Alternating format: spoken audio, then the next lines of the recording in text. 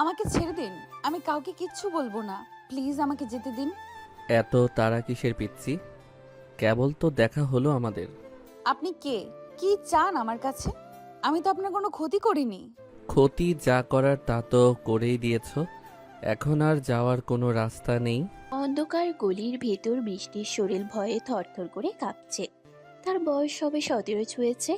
এই বয়সের এক সাধারণ অনাথ মেয়ের কাছে শহরের সবচেয়ে বড় মাফিয়া ডন আরাফ এক মূর্তিমান আতঙ্ক। কিন্তু এই মুহূর্তে আরাফের চোখে কোনো রাগ নেই, আছে এক অদ্ভুত নেশা। আরাফের শক্ত হাত বৃষ্টির নরম হাত দুটোকে পেছনের ইটের দেয়ালের সাথে শক্ত করে চেপে ধরে আছে। আরাফের নিঃশ্বাসের গরম হাওয়া বৃষ্টির মুখে আশ্রে পড়ছে। বৃষ্টির বড় বড় মায়াবী চোখ দুটোতে এখন শুধুই ভয় আর জল। সে আপ্রাণ চেষ্টা করছে নিজেকে ছাড়িয়ে নেওয়ার, কিন্তু আরাবের পেশিবহুল শরীরের কাছে তার শক্তি কিছুই না। আমার লাগছে, হাত ছাড়ুন বলছি। লাগার তো এখনো কিছুই শুরু হয়নি। এত রাতে এই অন্ধকার রাস্তায় কি করছিলে তুমি? আমি আমার আশ্রমের দিকে যাচ্ছিলাম। মাঝপথে আপনাদের ওই গোলাগুলি দেখে আমি লুকিয়ে পড়েছিলাম। আমি সত্যি আপনাদের কাউকে খুন করতে আসিনি, বিশ্বাস করুন আমাকে। তুমি দেখেছো কি দেখোনি সেটা বড় কথা নয়। বড় কথা হলো তুমি আমার নজরে পড়ে গিয়েছো। আর আরাব যার দিকে একবার নজর দেয় তাকে সহজে ছাড়ে না। আরাব হঠাৎ করেই বৃষ্টির মুখের খুব কাছে চলে আসে। বৃষ্টির হৃদস্পন্দন যেন থেমে যাওয়ার উপক্রম। আরাবের গা থেকে দামি পারফিউম আর বারুদের একটা মিশ্র গন্ধ আসছে। গন্ধটা খুব কড়া, কিন্তু কেমন যেন মাতাল করা। আরাবের চোখ দুটো বৃষ্টির গোলাপি ঠোঁটের উপর আটকে আছে। বৃষ্টির নিঃশ্বাস ভারী হয়ে আসছে। সে বুঝতে পারছে না এই অচেনা ভয়ঙ্কর লোকটা কি করতে চাইছে। হঠাৎ আরাব নিজের ঠোঁট জোড়া বৃষ্টির ঠোঁটের উপর গভীরভাবে চেপে ধরে। ছাড়ুন। বৃষ্টির চোখ দুটো বিস্ময়ে বড় বড় হয়ে যায়। সে দুই হাত দিয়ে আরাফের বুক ঠেলে তাকে সরানোর চেষ্টা করে, কিন্তু আরাফ যেন পাথরের মতো স্থির। তার চুম্বন ক্রমশ আরো গভীর আর আগ্রাসী হতে থাকে। বৃষ্টির জীবনে এটা প্রথম কোনো পুরুষের স্পর্শ। ভয়, আতঙ্ক আর অচেনা এক অনুভূতির শিহরণে তার শরীর অবশ হয়ে আসতে থাকে। কয়েক মুহূর্ত পর আরাফ ধীরে ধীরে বৃষ্টিকে ছেড়ে দেয়। বৃষ্টির ঠোঁট দুটো ফুলে লাল হয়ে আছে। সে হাঁপাচ্ছে আর অবিশ্বাস নিয়ে আরবের দিকে তাকিয়ে আছে। এটা শুধু একটা ট্রেলার ছিল পিচ্ছিমে। এরপর থেকে তুমি আমার। বস, বস আমাদের এখান থেকে বের হতে হবে। সুলতানের লোক যে কোনো সময় চলে আসতে পারে। বস, বস পুলিশও এদিকেই আসছে। আসছি, তুই গাড়ি রেডি কর। জিশান আরবের সবচেয়ে বিশ্বস্ত ডান হাত। জিশানের কথা শুনে আরাফ একটু পিছিয়ে যায়। বৃষ্টির দিকে আরো একবার গভীরভাবে তাকায় সে। তারপর পকেট থেকে একটা ভিজিটিং কার্ড বের করে বৃষ্টির হাতের মুঠোয় গুজে দেয়। এই ঠিকানায় কাল সকালে দেখা করবে। যদি না আসো তবে তোমার ওই অনাথ আশ্রমের একটা ইটও আস্ত থাকবে না, মনে থাকে যেন। আরাফ ঘুরে দাঁড়ায় এবং জিশানের সাথে কালো রঙের এসইউভি গাড়িতে উঠে অন্ধকারের ভিতর মিলিয়ে যায়। বৃষ্টি দেয়াল ঘেঁষে সেখানেই বসে পড়ে। তার সারা শরীর এখনো কাঁপছে। ঠোঁটের উপর আরবের স্পর্শটা যেন এখনো লেগে আছে। সে বুঝতে পারছে না তার সাধারণ আর শান্ত জীবনে হঠাৎ করে এই ভয়ঙ্কর ঝড় কোথা থেকে এলো। কোনো মতে নিজেকে সামলে নিয়ে সে আশ্রমের দিকে ছুটতে শুরু করে। কিরে বৃষ্টি, এতক্ষণ কোথায় ছিলি তুই? ফাদার জন তোকে নিয়ে খুব চিন্তা করছিলেন। আর তোর এই অবস্থা কেন? চুল উস্কো খুস্কো, মুখটা এমন ফ্যাকাশে হয়ে আছে কেন? কিছু হয়নি মায়া, আমি ঠিক আছি। রাস্তায় একটু দৌড়াতে হয়েছিল, তাই এমন লাগছে। সত্যি করে বল তো, কি হয়েছে? তুই কি কাঁদছিলি? তোর চোখ এত লাল কেন? বললাম তো কিছু হয়নি, আমাকে একটু একা থাকতে দে প্লিজ, আমার খুব ঘুম পাচ্ছে। মায়া বৃষ্টির সবচেয়ে কাছের বান্ধবী। এই অনাথ আশ্রমেই তারা একসাথে বড় হয়েছে। মায়া বুঝতে পারে বৃষ্টি কিছু একটা লুকোচ্ছে, কিন্তু সে আর জোর করে না। বৃষ্টি নিজের বিছানায় গিয়ে শুয়ে পড়ে, কিন্তু তার চোখে একটুও ঘুম নেই। চোখ বন্ধ করলেই আরবের সে ভয়ঙ্কর অথচ নেশা ধরা চোখ দুটো আর ওই আগ্রাসী চুম্বনের স্মৃতিটা ভেসে উঠছে। একটা অচেনা লোক কিভাবে তাকে এভাবে জোর করতে পারে? লোকটার স্পর্ধা ভেবে বৃষ্টির ভীষণ রাগ হয়। আবার লোকটার ক্ষমতা আর হুমকির কথা ভেবে ভয়ে বুক কেঁপে ওঠে। এত রাতে কোথায় ছিলি তুই আরাফ? আমি কি তোকে বলিনি রাত 10টার পর বাড়ির বাইরে না থাকতে? তোর কি নিজের জীবনের ওপর কোনো মায়া নেই? দাদি, তুমি খামোখাই চিন্তা করো, আমার কিছু হবে না। আমি কোনো ছোট বাচ্চা নই। তুই আমার কাছে চিরকাল বাচ্চাই থাকবি। সুলতান নামের ওই জানোয়ারটা তোর পিছনে হাত ধুয়ে পড়ে আছে, আর তুই এভাবে রাতের পর রাত বাইরে ঘুরছিস। সুলতানকে নিয়ে তোমাকে ভাবতে হবে না দাদি, ওর সময় ঘনিয়ে এসেছে। খুব তাড়াতাড়ি ওর ব্যবস্থা আমি করছি। তুমি এবার গিয়ে ঘুমাও। আয়েশা বেগম আরাফের দাদি। আরাফের মা বাবা মারা যাওয়ার পরেই দাদি তাকে বড় করেছেন। মাফিয়া জগতে আরাফ যতটা নিষ্ঠুর, দাদির কাছে সে ততটাই বাধ্য এক ছেলে। দাদি দীর্ঘশ্বাস ফেলে নিজের ঘরের দিকে চলে যান। আরাফ নিজের বিলাসবহুল বেডরুমে এসে সোফায় গা এলিয়ে দেয়। এক গ্লাস দামি মদ হাতে নিয়ে সে জানালার বাইরে শহরের আলোর দিকে তাকিয়ে থাকে। কিন্তু তার চোখের সামনে বারবার ভেসে উঠছে একটা 17 বছরের মেয়ের ভার্ত মুখ। ওই নরম ঠোঁটের স্বাদটা সে কিছুতেই বলতে পারছে না। আরাফ নিজের মনেই হাসে। আজ পর্যন্ত কোনো মেয়েকে তার দুবারের বেশি দেখার ইচ্ছে হয়নি, কিন্তু এই সাধারণ অনাথ মেয়েটার মধ্যে এমন কিছু একটা আছে যা তাকে পাগলের মতো টানছে। বস, আপনি কি ওই মেয়েটার কথা ভাবছেন? মেয়েটার সম্পর্কে সব খবর চাই আমার।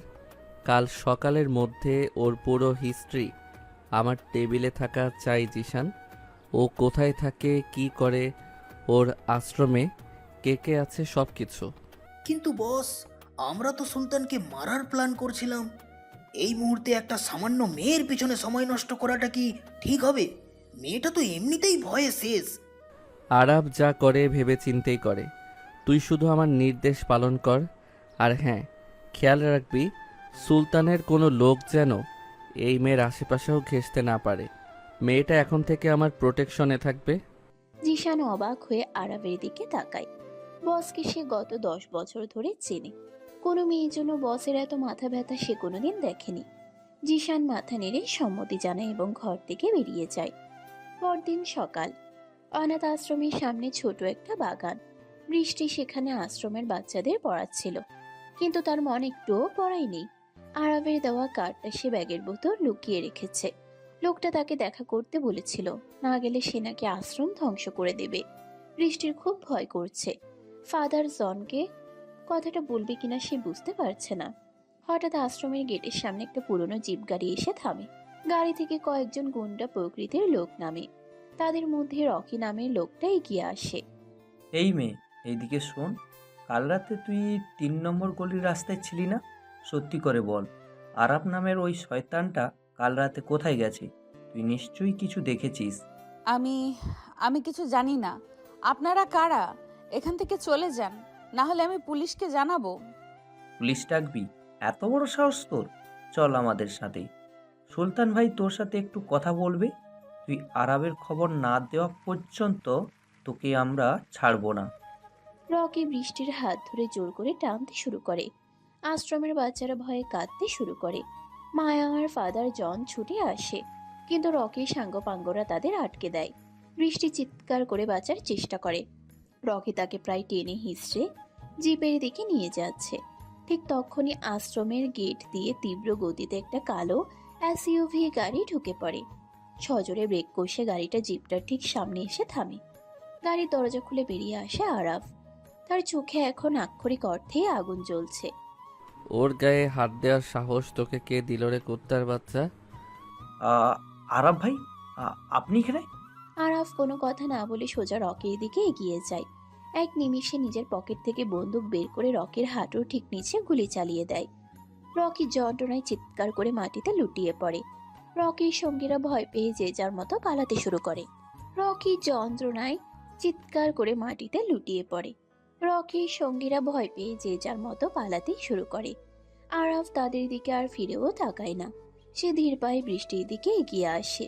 বৃষ্টি ভয়ে আর আতঙ্কে কাঁপতে কাঁপতে মাটিতে বসে পড়েছে। আরাফ হাঁটু ঘেরে বৃষ্টির সামনে বসে। তোমাকে না বলেছিলাম আমার সাথে দেখা করতে? আমার কথা অমান্য করার শাস্তি কি হতে পারে সেটা কি তুমি জানো না পিচ্ছি? আমি আমি যেতে চেয়েছিলাম, কিন্তু এরা হঠাৎ করে এসে আমাকে। একদম চুপ, আর একটা কথাও না। আরাফ হঠাৎ করেই বৃষ্টিকে দুই হাতে পাজাকুলা করে কোলে তুলে নেয়। সবার সামনে দিয়ে সে বৃষ্টিকে নিয়ে নিজের গাড়ির দিকে এগোতে থাকে। ফাদার জন বা মায়া কারো সাহস হলো না আরাফকে বাধা দেওয়ার। গাড়ির পেছনের সিটে বৃষ্টিকে বসিয়ে আরাফ নিজেও পাশে বসে। জিশান গাড়ি স্টার্ট দেয়। আমাকে কোথায় নিয়ে যাচ্ছেন? আমাকে নামিয়ে দিন, আমি আপনার সাথে কোথাও যাব না। চুপচাপ বসে থাকো। আজ থেকে তুমি সেখানেই থাকবে যেখানে আমি চাইব। তোমার এই আশ্রম আর তোমার জন্য নিরাপদ নয়। আপনি খুব খারাপ মানুষ, আমি আপনাকে ঘৃণা করি। কাল রাতে আপনি আমার সাথে জোর জবরদস্তি করেছেন, আর আজ আমাকে জোর করে তুলে নিয়ে যাচ্ছেন। আমি সুযোগ পেলে আপনাকে খুন করে ফেলবো। আরাফ বৃষ্টির এই রাগান্বিত চেহারার দিকে তাকিয়ে মুচকি হাসে। মেয়েটার চোখে জল, অথচ মুখে কত তেজ। আরাফ আস্তে করে বৃষ্টির একটা হাত নিজের হাতের মুঠোয় নিয়ে নেয়। বৃষ্টির হাতটা ছাড়িয়ে নেওয়ার অনেক চেষ্টা করেও পারে না। আরাফের হাতের স্পর্শে বৃষ্টির শরীরে আবারও সেই অদ্ভুত শিহরণটা খেলে যায়। সে বুঝতে পারছে এই ভয়ঙ্কর সুন্দর মানুষটার হাত থেকে তার আর কোনো মুক্তি নেই। ঘৃণা করো? বেশ তো করো, তবে একটা কথা মনে রেখো পিচ্ছি, আরবের দুনিয়ায় একবার যে ঢোকে সে আর কখনো নিজের ইচ্ছায় বের হতে পারে না। তুমি আমাকে ঘৃণা করেই কাটিয়ে দাও, আর আমি তোমাকে নিজের করে নেওয়ার খেলাটা উপভোগ করি। আপনি একটা পাগল, একটা অমানুষ। আরাফ আর কোনো কথা বলে না। সে বৃষ্টির কাঁধে নিজের মাথাটা হেলিয়ে দিয়ে চোখ বন্ধ করে নেয়। আমাকে ছেড়ে দিন বলছি। আপনি আমাকে কোথায় নিয়ে যাচ্ছেন? আমি আপনার সাথে কোথাও যাব না। গাড়ি থামান। এত ছটফট করছো কেন পিচ্ছি মেয়ে? শান্ত হয়ে বসো। আরবের গাড়িতে একবার যে ওঠে সে নিজের ইচ্ছায় নামতে পারে না। আপনি একটা অমানুষ, একটা জানোয়ার। আমি সুযোগ পেলে গাড়ি থেকে লাফ দেব, তবুও আপনার মতো একজন খুনির সাথে যাব না। লাফ দেওয়ার চেষ্টা করে দেখতে পারো, তবে হাত পা ভাঙলে এই আরবই তোমাকে কোলে করে নিজের বিছানায় নিয়ে তুলবে। তখন কিন্তু কোনো ছাড় পাবে না। আরাফের কথা শুনে বৃষ্টির সারা শরীর ভয়ে আর রাগে কেঁপে ওঠে। সে গাড়ির দরজার হাতল ধরে টানাটানি করতে থাকে, কিন্তু দরজা ভেতর থেকে লক করা। আরাফ খুব শান্ত ভঙ্গিতে সিটে হেলান দিয়ে বসে আছে, আর এক দৃষ্টে বৃষ্টির এই পাগলামি দেখছে। মেয়েটার ফর্সা মুখটা রাগে একদম লাল হয়ে গেছে। বাতাসে ওর চুলগুলো উড়ে এসে আরাফের মুখে লাগছে। আরাফ গভীর একটা নিঃশ্বাস নিয়ে বৃষ্টির চুলের মিষ্টি গন্ধটা নিজের ভেতর টেনে নেয়। বৃষ্টির এই অসহায় রাগটা আরাফের ভেতরে এক অদ্ভুত নেশা তৈরি করছে। জিশান নীরবে গাড়ি চালিয়ে যাচ্ছে। সে জানে এখন বসের কোনো কথাই নাক গলানো ঠিক হবে না। আপনি আমার সাথে এমন কেন করছেন? আমি তো খুব সাধারণ একটা মেয়ে। আপনাদের এই অন্ধকার জগতের কিছুই আমি জানি না। আমাকে আমার আশ্রমে ফিরে যেতে দিন। আশ্রমের ওই ভাঙা ঘরে তোমার জায়গা আর নেই। তোমার জায়গা এখন শুধু আরবের বুকে। তুমি সাধারণ হতে পারো, কিন্তু তোমার এই সাধারণ রূপটাই আমাকে পাগল করে দিয়েছে। আরাফ হঠাৎ করে বৃষ্টির খুব কাছে চলে আসে। তার এক হাত বৃষ্টির কোমরে শক্ত করে জড়িয়ে ধরে তাকে নিজের বুকের সাথে মিশিয়ে নেয়। বৃষ্টি দুই হাত দিয়ে আরাফের বুক ঠেলে নিজেকে ছাড়ানোর আপ্রাণ চেষ্টা করে, কিন্তু আরাফের পেশিবহুল শক্ত শরীরের কাছে সে একদমই দুর্বল। আরাফের চোখ দুটো এখন এক অদ্ভুত কামনায় চলছে। সে বৃষ্টির কানের খুব কাছে মুখ নিয়ে ফিসফিস করে কথা বলতে থাকে। আরাফের গরম নিঃশ্বাস বৃষ্টির ঘাড়ে আশ্রে পড়ছে। বৃষ্টির শরীরে এক অজানা শিহরণ খেলে যায়। সে চায় আরাফকে দূরে ঠেলে দিতে, কিন্তু তার শরীর যেন অবশ হয়ে আসছে। ছাড়ুন আমাকে, কেউ দেখে ফেলবে। আমার গাড়ির ভেতর দেখার কেউ নেই, আর দেখলেও আমার কিছু যায় আসে না। তুমি আমার, শুধু আমার। কথা শেষ করেই আরাফ নিজের ঠোঁট জোড়া বৃষ্টির নরম ঠোঁটের উপর গভীরভাবে চেপে ধরে। বৃষ্টির চোখ দুটো বিস্ময়ে বড় বড় হয়ে যায়। সে মুখ বন্ধ রাখার চেষ্টা করে, কিন্তু আরাফ খুব আগ্রাসী।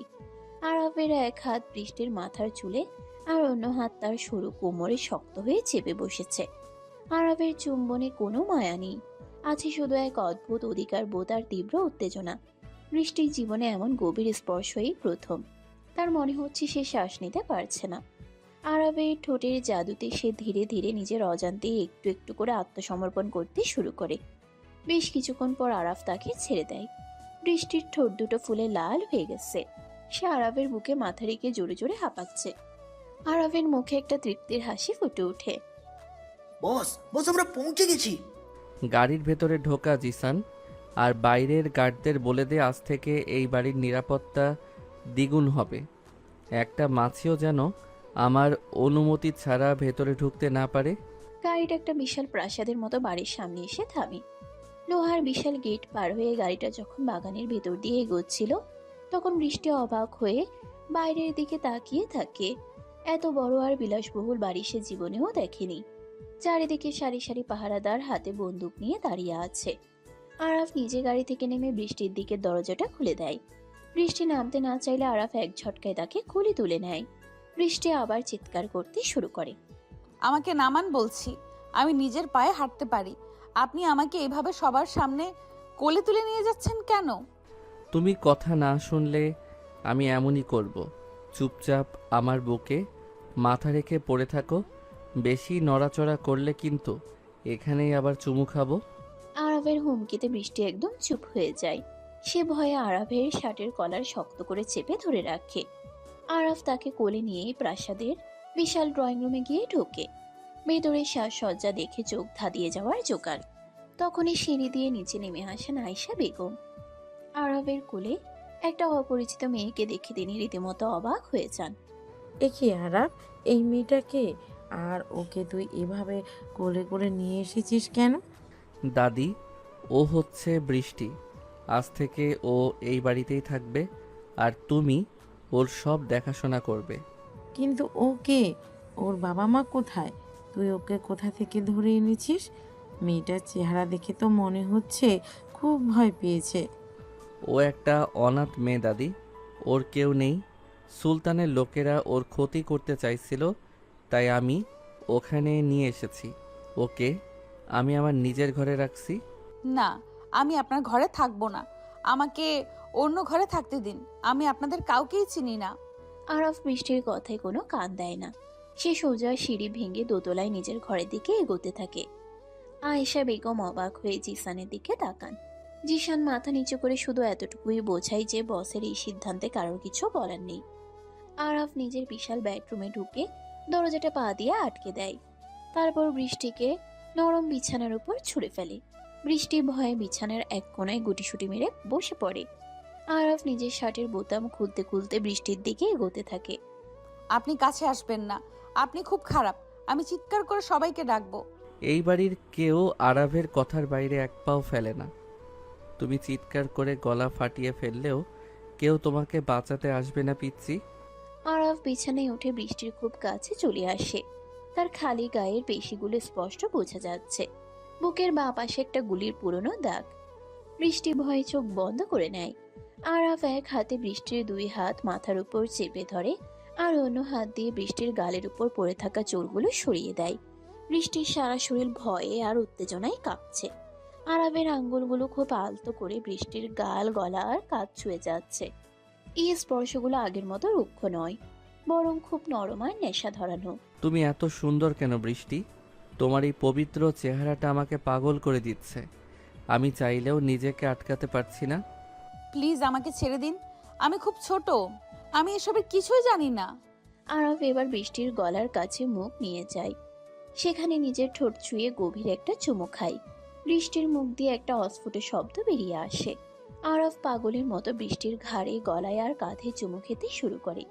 তার দাঁতের হালকা কামড়ে বৃষ্টির ফর্সা গলায় লাল দাগ পুষে যায়। বৃষ্টি ব্যথায় আর অচেনা এক সুখে চোখ মুখ কুঁচকে ফেলে। সে বুঝতে পারছে না তার নিজের শরীর যে কেন এই ভয়ঙ্কর লোকটার স্পর্শে এমনভাবে সাড়া দিচ্ছে। সে তো এই লোকটাকে ঘৃণা করে। তাহলে কেন তার মনে হচ্ছে আরাফ তাকে আরো শক্ত করে জড়িয়ে ধরুক? তুমি শুধু আমার বৃষ্টি। তোমার শরীরে আর কারো অধিকার নেই। শুধু আরাব তোমাকে ছোঁয়ার অধিকার রাখে। অন্যদিকে শহরের অন্য প্রান্তে একটা অন্ধকার গোডাউনে বসে আছে মাফিয়া ডন সুলতান। তার সামনে রকি ব্যথায় কাতরাচ্ছে। আরাফের গুলিতে রকির পায়ের অবস্থা খুব খারাপ। সুলতানের চোখে মুখে প্রতিশোধের আগুন জ্বলছে। সে হাতের গ্লাসে থাকা মদটুকু এক চুমুকে শেষ করে গ্লাসটা ছুঁড়ে মারে দেয়ালে। আরাভের এত বড় সাহস যে ও আমার লোকের গায়ে হাত তোলে, আর ওই সামান্য একটা অনাথ মেয়ের জন্য আরাব আমার সাথে শত্রুতা করছে। সুলতান ভাই, আরাপ ওই মেয়েটাকে নিয়ে পাগল হয়ে গেছে। মেয়েটাকে নিজের বাড়িতে নিয়ে গেছে ও। আমরা যদি ওই মেয়েটাকে তুলে আনতে পারি তাহলে আরাবকে সহজে ঘায়েল করা যাবে। ঠিক বলেছিস রকি। আরবের দুর্বলতা এখন ওই পিসি মেয়েটা। আমাকে যে কোনো মূল্যে ওই মেয়েটাকে চাই। তুই খোঁজ নে আরবের বাড়ি থেকে ওই মেয়েটা কখন বের হয়। একবার যদি ওকে আমার হাতে পাই তাহলে আরবের অহংকার আমি মাটির সাথে মিশিয়ে দেব। অনাথ আশ্রমে তখন কান্নাকাটি চলছে। মায়া আর ফাদার জন চিন্তায় অস্থির হয়ে আছেন। হঠাৎ সেখানে জিশান এসে হাজির হয়, তার সাথে বেশ কয়েকজন বন্দুকধারী গার্ড। আপনারা আবার কেন এসেছেন? বৃষ্টিকে তো আপনাদের বস জোর করে নিয়ে গেছে। এবার কি আমাদের আশ্রমটাও দখল করতে চান? ভয় পাবেন না, বস আমাকে আপনাদের নিরাপত্তার জন্য পাঠিয়েছেন। সুলতানের লোকেরা যেন আপনাদের কোনো ক্ষতি করতে না পারে, তাই আজ থেকে আমাদের গার্ডরা এই আশ্রম পাহারা দেবে। আর বৃষ্টি খুব ভালো আছে বসের কাছে, আপনারা ওর জন্য চিন্তা করবেন না। রাত তখন 10টা। আরবের বিশাল ডাইনিং টেবিলে অনেক রকম দামি খাবার সাজানো, কিন্তু বৃষ্টির কিছুই খেতে ইচ্ছা করছে না। সে চুপ করে মাথা নিচু করে বসে আছে। আরব নিজের হাতে একটা প্লেটে খাবার নিয়ে বৃষ্টির সামনে এসে বসে।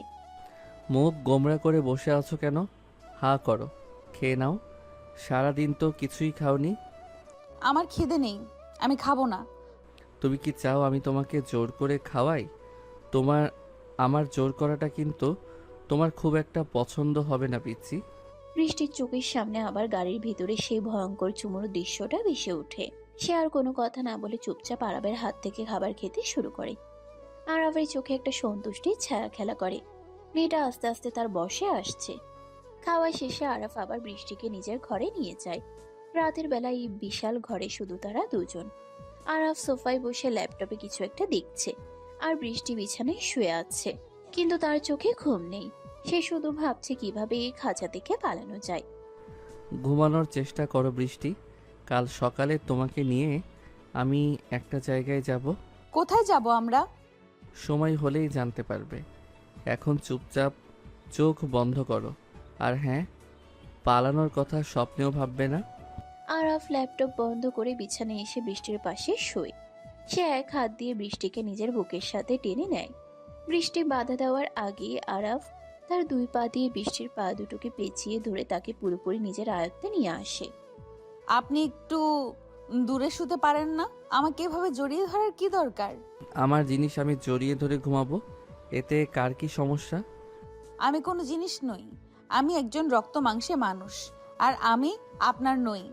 তুমি আমারই বৃষ্টি, আজ থেকে, কাল থেকে এবং সারা জীবনের জন্য। এবার চুপ করে ঘুমাও। সকাল হয়ে গেছে পিচ্ছি, এবার চোখ খোলো। আমাকে ছাড়ুন, আমার দম বন্ধ হয়ে আসছে। সারা রাত এইভাবে আমাকে জড়িয়ে ধরে রাখার কি দরকার ছিল? আমার যাকে জড়িয়ে ধরে ঘুমাতে ইচ্ছা করে আমি তাকেই জড়িয়ে ধরি, এতে কারো অনুমতি নেওয়ার প্রয়োজন মনে করি না। আর তুমি তো এখন আমারই সম্পত্তি। আমি কারো সম্পত্তি নই, আমি একটা মানুষ। আপনার মতো অমানুষের সাথে আমি এক মুহূর্তও থাকতে চাই না। আমাকে আমার আশ্রমে দিয়ে আসুন। ফাদার জন আর মায়া আমার জন্য খুব চিন্তা করছে। ফাদার জন আর মায়া খুব ভালো আছে। ওদের নিরাপত্তার জন্য আমি আমার লোক পাঠিয়ে দিয়েছি। আর তুমি এই বাড়ি থেকে কোথাও যাচ্ছ না। এই ঘর আর এই বিছানায় এখন থেকে তোমার পৃথিবী। আপনি আমাকে জোর করে আটকে রাখতে পারেন না। আমি চিৎকার করে সবাইকে ডাকবো, পুলিশে খবর দেব। আরাফের বাড়িতে পুলিশের ছায়াও পড়ে না পিচ্ছি মেয়ে। তুমি যত খুশি চিৎকার করতে পারো। তোমার এই রাগ আমার খুব ভালো লাগে। সকালের মিষ্টি রোদ জানালার পর্দা ভেদ করে ঘরের ভেতর এসে পড়েছে। বিশাল বিছানার মাঝখানে আরাব আর বৃষ্টি শুয়ে আছে। আরাবের শক্ত পেশিবহুল দুই হাতের বাঁধনে বৃষ্টি একদম আটকে আছে। সারা রাত আরাফ তাকে নিজের বুকের সাথে এমনভাবে মিশিয়ে রেখেছিল যে বৃষ্টির নড়ার কোনো উপায় ছিল না। আরাবের খালি গায়ের গরম স্পর্শ বৃষ্টির নরম শরীরে এক অজানা শিহরণ তৈরি করছে।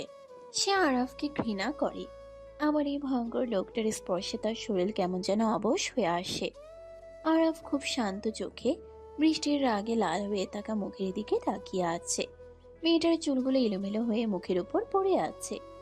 আরাফ খুব ধীরে নিজের একটা হাত বাড়িয়ে বৃষ্টির গালের উপর থেকে চুলগুলো সরিয়ে দেয়। বৃষ্টির শরীর ভয়ে কেঁপে ওঠে। আরাফের হাতের আঙ্গুলগুলো খুব সাবধানে বৃষ্টির নরম গাল ছুঁয়ে গলা পর্যন্ত নেমে যায়। এই সামান্য স্পর্শেই বৃষ্টির নিঃশ্বাস ভারী হয়ে আসে। সে চায় আরাফকে ধাক্কা দিয়ে সরিয়ে দিতে, কিন্তু তার হাত দুটো যেন কাজ করছে না। আরাফ হঠাৎ করে বৃষ্টির খুব কাছে চলে আসে। দুজনের মুখের মাঝে এখন 1 ইঞ্চিরও কম দূরত্ব। আরবের চোখে সেই নেশা ধরানো দৃষ্টি বৃষ্টির চোখে আটকে আছে। তোমার এই কাঁপাকাঁপি আমার পাগল করে দেয় বৃষ্টি। তুমি যত ভয় পাও আমার তত বেশি তোমাকে নিজের করে নিতে ইচ্ছে করে। প্লিজ এমন করবেন না, আমাকে যেতে দিন।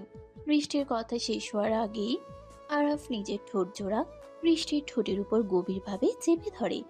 সকালের এই প্রথম চুম্বনে কোনো আগ্রাসন নেই, আছে এক অদ্ভুত নেশার অধিকারবোধ। আরাফ খুব আলতো করে বৃষ্টির উপরের ঠোঁট নিজের ঠোঁটের মাঝে নিয়ে চুষে নেয়, তারপর নিচের ঠোঁটে হালকা কামড় দেয়। বৃষ্টি ব্যথায় আর সুখে চোখ বন্ধ করে ফেলে। তার 2 হাত অজান্তেই আরাবের চওড়া পিঠ খামছে ধরে। আরাবের চুম্বনের গভীরতা ক্রমশ বাড়তে থাকে। সে বৃষ্টির মুখের ভেতর নিজের জিভ ঢুকিয়ে দিয়ে তাকে পুরোপুরি নিজের আয়ত্তে নিয়ে আসে। বৃষ্টির মনে হচ্ছে সে যেন এক গভীর খাদে তলিয়ে যাচ্ছে। বেশ কিছুক্ষণ পর আরাফ তাকে ছেড়ে দেয়। বৃষ্টির ঠোঁট দুটো ফুলে একদম লাল হয়ে আছে, আর সে জোরে জোরে হাঁপাচ্ছে। আরাফ মুচকি হেসে বৃষ্টির কপালে একটা চুমু খায়, তারপর বিছানা থেকে উঠে বাথরুমের দিকে চলে যায়। বৃষ্টি স্তব্ধ হয়ে বিছানায় বসে থাকে। তার নিজের উপর খুব রাগ হচ্ছে। কেন সে ওই লোকটাকে বাধা দিতে পারলো না? কেন তার স্পর্শ এত ভালো লাগছে? বস, সব রেডি। সুলতানের গোডাউনের ওপর আমাদের লোক নজর রাখছে। রকি কাল রাতের পর থেকে আর বের হয়নি। রকিকে নিয়ে আমার কোনো মাথা ব্যথা নেই, আমার চাই সুলতানকে। তুই সব গার্ডদের অ্যালার্ট রাখবি। আমি আজ বৃষ্টিকে নিয়ে একটু বাইরে যাব। কিন্তু বস, এখন বাইরে যাওয়াটা কি ঠিক হবে? সুলতান খুব রেগে আছে, ও যে কোনো সময় হামলা করতে পারে। আরাফ কাউকে ভয় পায় না জিশান। আমি আমার পিচ্চি মেয়েটাকে নিয়ে আজ সারাদিন বাইরে কাটাবো। তুই শুধু আমাদের নিরাপত্তার বিষয়টা দেখবি। আর হ্যাঁ, গাড়ি তুই চালাবি, অন্য কাউকে আমি বিশ্বাস করি না। জিশান মাথা নেড়ে সম্মতি জানায় এবং ড্রয়িং রুম থেকে বেরিয়ে যায়। আরাফ তৈরি হয়ে ডাইনিং টেবিলে বসে কফি খাচ্ছে। এমন সময় আয়েশা বেগম সেখানে আসেন। তার চোখে মুখে গভীর চিন্তার ছাপ। তিনি আরাবের পাশে বসে আরাবের মাথায় হাত রাখেন। আরাফ কফির মগ নামিয়ে রেখে দাদির দিকে তাকায়। তুই মেয়েটাকে নিয়ে কি ভাবছিস আরাব? মেয়েটা খুব ছোট, আর ও আমাদের জগতের কেউ নয়। ওকে এভাবে জোর করে আটকে রাখাটা কি ঠিক হচ্ছে? দাদি, তুমি তো জানো আমি যা চাই তা আমি পাই। বৃষ্টিকে আমার প্রথম দেখাতেই পছন্দ হয়েছে। ও এখন শুধু আমার। তুমি শুধু ওর খেয়াল রাখবে, ওকে যেন কেউ কোনো কষ্ট না দেয়। কিন্তু মেয়েটা তো সারাক্ষণ শুধু কাঁদছে। ও ওর আশ্রয়ে ফিরে যেতে চায়। তুই ওকে জোর করে ভালোবাসা শেখাতে পারবি না। ভালোবাসা মন থেকে আসে। আমি ওকে ভালোবাসা শেখাবো দাদি। আমার ভালোবাসার আগুনে ও এমনভাবে পুড়বে যে ও নিজেই আমাকে ছাড়া আর কিছু ভাবতে পারবে না। তুমি শুধু দেখতে থাকো। আয়েশা বেগম দীর্ঘশ্বাস ফেলে উঠে চলে যান। তিনি জানেন আরাফকে বোঝানো অসম্ভব। আরাফ যেটা একবার জেদ ধরে সেটা সে করেই ছাড়ে। কিছুক্ষণ পর বৃষ্টি ড্রয়িং রুমে আসে। আয়েশা বেগম তাকে একটা সুন্দর গোলাপি রঙের সালোয়ার কামিজ পরতে দিয়েছেন। ফর্সা চেহারায় গোলাপি রঙে বৃষ্টিকে একদম পরীর মতো লাগছে। আরাফ এক দৃষ্টে বৃষ্টির দিকে তাকিয়ে থাকে। মেয়েটার সাধারণ রূপ তাকে বারবার মুগ্ধ করে। বৃষ্টি মাথা নিচু করে ডাইনিং টেবিলের এক কোণায় এসে বসে। সে আরাফের দিকে তাকাতেও ভয় পাচ্ছে। খেয়ে নাও তাড়াতাড়ি, আমরা বের হব। আমি কোথাও যাব না আপনাদের সাথে, আমাকে আমার ঘরে থাকতে দিন। আমি তোমাকে প্রশ্ন করিনি বৃষ্টি, আমি নির্দেশ দিয়েছি। আমার কথা অমান্য করলে ফল খুব খারাপ হবে, সেটা তুমি ভালো করেই জানো। বৃষ্টির চোখের সামনে আবার সেই ভয়ঙ্কর দৃশ্যগুলো ভেসে ওঠে। সে চুপচাপ খাবার খেতে শুরু করে। খাওয়া শেষ হলে আরাফ বৃষ্টির হাত ধরে টানতে টানতে গাড়ির দিকে নিয়ে যায়। জিশান আগে থেকেই গাড়ি রেডি করে রেখেছিল। আরাফ বৃষ্টিকে নিয়ে পিছনের সিটে বসে। জিশান গাড়ি স্টার্ট দেয়। গাড়িটা শহরের কোলাহল ছাড়িয়ে অনেক দূর গ্রামের দিকে এগোতে থাকে। রাস্তার দুই পাশে সবুজ গাছপালা আর খোলা মাঠ। বৃষ্টির খুব ভালো লাগছে। সে জানালা দিয়ে বাইরের দিকে তাকিয়ে আছে। আরাফ এক দৃষ্টে বৃষ্টির মুখের দিকে তাকিয়ে আছে। বাতাসে বৃষ্টির চুলগুলো উড়ে আরাফের মুখে লাগছে। আরাফ খুব ধীরে নিজের এক হাত বাড়িয়ে বৃষ্টির কোমর জড়িয়ে ধরে তাকে নিজের বুকের কাছে টেনে নেয়। কি করছেন? ছাড়ুন আমাকে। সামনে জিসান ভাই বসে আছে। জিশান সামনের দিকে তাকিয়ে গাড়ি চালাচ্ছে। সে পেছনের দিকে তাকায় না, আর তাকালেও আমার কিছু যায় আসে না। তুমি আমার বউ, তোমাকে আমি যখন খুশি তখন ছুতে পারি। আমি আপনার বউ নই, আপনি আমাকে জোর করে তুলে এনেছেন। জোর করে তুলে এনেছি ঠিকই, কিন্তু বউ আমি তোমাকেই বানাবো পিচ্ছি। খুব তাড়াতাড়ি আমাদের বিয়ে হবে। বিয়ের কথা শুনে বৃষ্টির বুকটা ধক করে ওঠে। এই ভয়ঙ্কর মাফিয়া ডনকে বিয়ে করার কথা সে স্বপ্নেও ভাবতে পারে না। সে আরাফের হাত ছাড়ানোর চেষ্টা করে, কিন্তু আরাফের শক্ত হাতের বাঁধন খোলা তার পক্ষে অসম্ভব। আরাফ হঠাৎ করেই বৃষ্টির গলার কাছে মুখ নিয়ে যায়। সেখানে খুব আলতো করে নিজের ঠোঁট ছোঁয়ায়। বৃষ্টির শরীর কাটা দিয়ে ওঠে। আরাফ বৃষ্টির ফর্সা গলায় একের পর এক চুমু খেতে শুরু করে। তার গরম নিঃশ্বাস বৃষ্টির শরীরে এক অদ্ভুত উন্মাদনা তৈরি করছে। আরাফের হাত বৃষ্টির কোমরের উপর থেকে ধীরে ধীরে উপরের দিকে উঠতে থাকে। বৃষ্টি ভয়ে আরাফের শার্ট খামচে ধরে। প্লিজ এমন করবেন না, আমার ভয় করছে। ভয়ের কিছু নেই পিচ্ছি। আমাকে নিজের ভেতর অনুভব করতে শেখো। আমি তোমাকে কোনো কষ্ট দেব না। আরাফ বৃষ্টির একটা হাত নিজের হাতের মুঠোয় নিয়ে শক্ত করে চেপে ধরে। তারপর নিজের ঠোঁট জোড়া আবার বৃষ্টির ঠোঁটের উপর রাখে। এবারে চুম্বন আগের চেয়ে অনেক বেশি গভীর আর আগ্রাসী। আরবের একটা হাত বৃষ্টির পিঠের উপর দিয়ে গিয়ে ঘাড়ের কাছে শক্ত হয়ে চেপে বসেছে। অন্য হাতটা বৃষ্টির শরীরের বিভিন্ন জায়গায় ঘুরে বেড়াচ্ছে। বৃষ্টির মনে হচ্ছে তার শরীরের ভেতরে সব রক্ত যেন মাথায় উঠে আসছে। সে আর নিজেকে সামলাতে না পেরে আরাবের গলা জড়িয়ে ধরে। আরাবের ঠোঁটের প্রতিটি নড়াচড়ার সাথে বৃষ্টিও সাড়া দিতে শুরু করে। দুজনের এই তীব্র ঘনিষ্ঠতায় গাড়ির ভেতরে পরিবেশ একদম গরম হয়ে ওঠে। জিশান বুঝতে পারে পিছনে কি হচ্ছে, তাই সে গাড়ির আয়নাটা অন্যদিকে ঘুরিয়ে দেয়। খবর কি রকি? আরাব কোথায় এখন? ভাই, আমাদের লোক খবর দিয়েছে আরাব ওই মেয়েটাকে নিয়ে শহরের বাইরে একটা বাগান বাড়ির দিকে যাচ্ছে। সাথে শুধু জিসান আর 2টা গার্ড আছে। এটাই মক্ষম সুযোগ ভাই। দারুণ খবর। তুই এখনই আমাদের সব লোক নিয়ে ওই বাগান বাড়ির দিকে রওনা হ।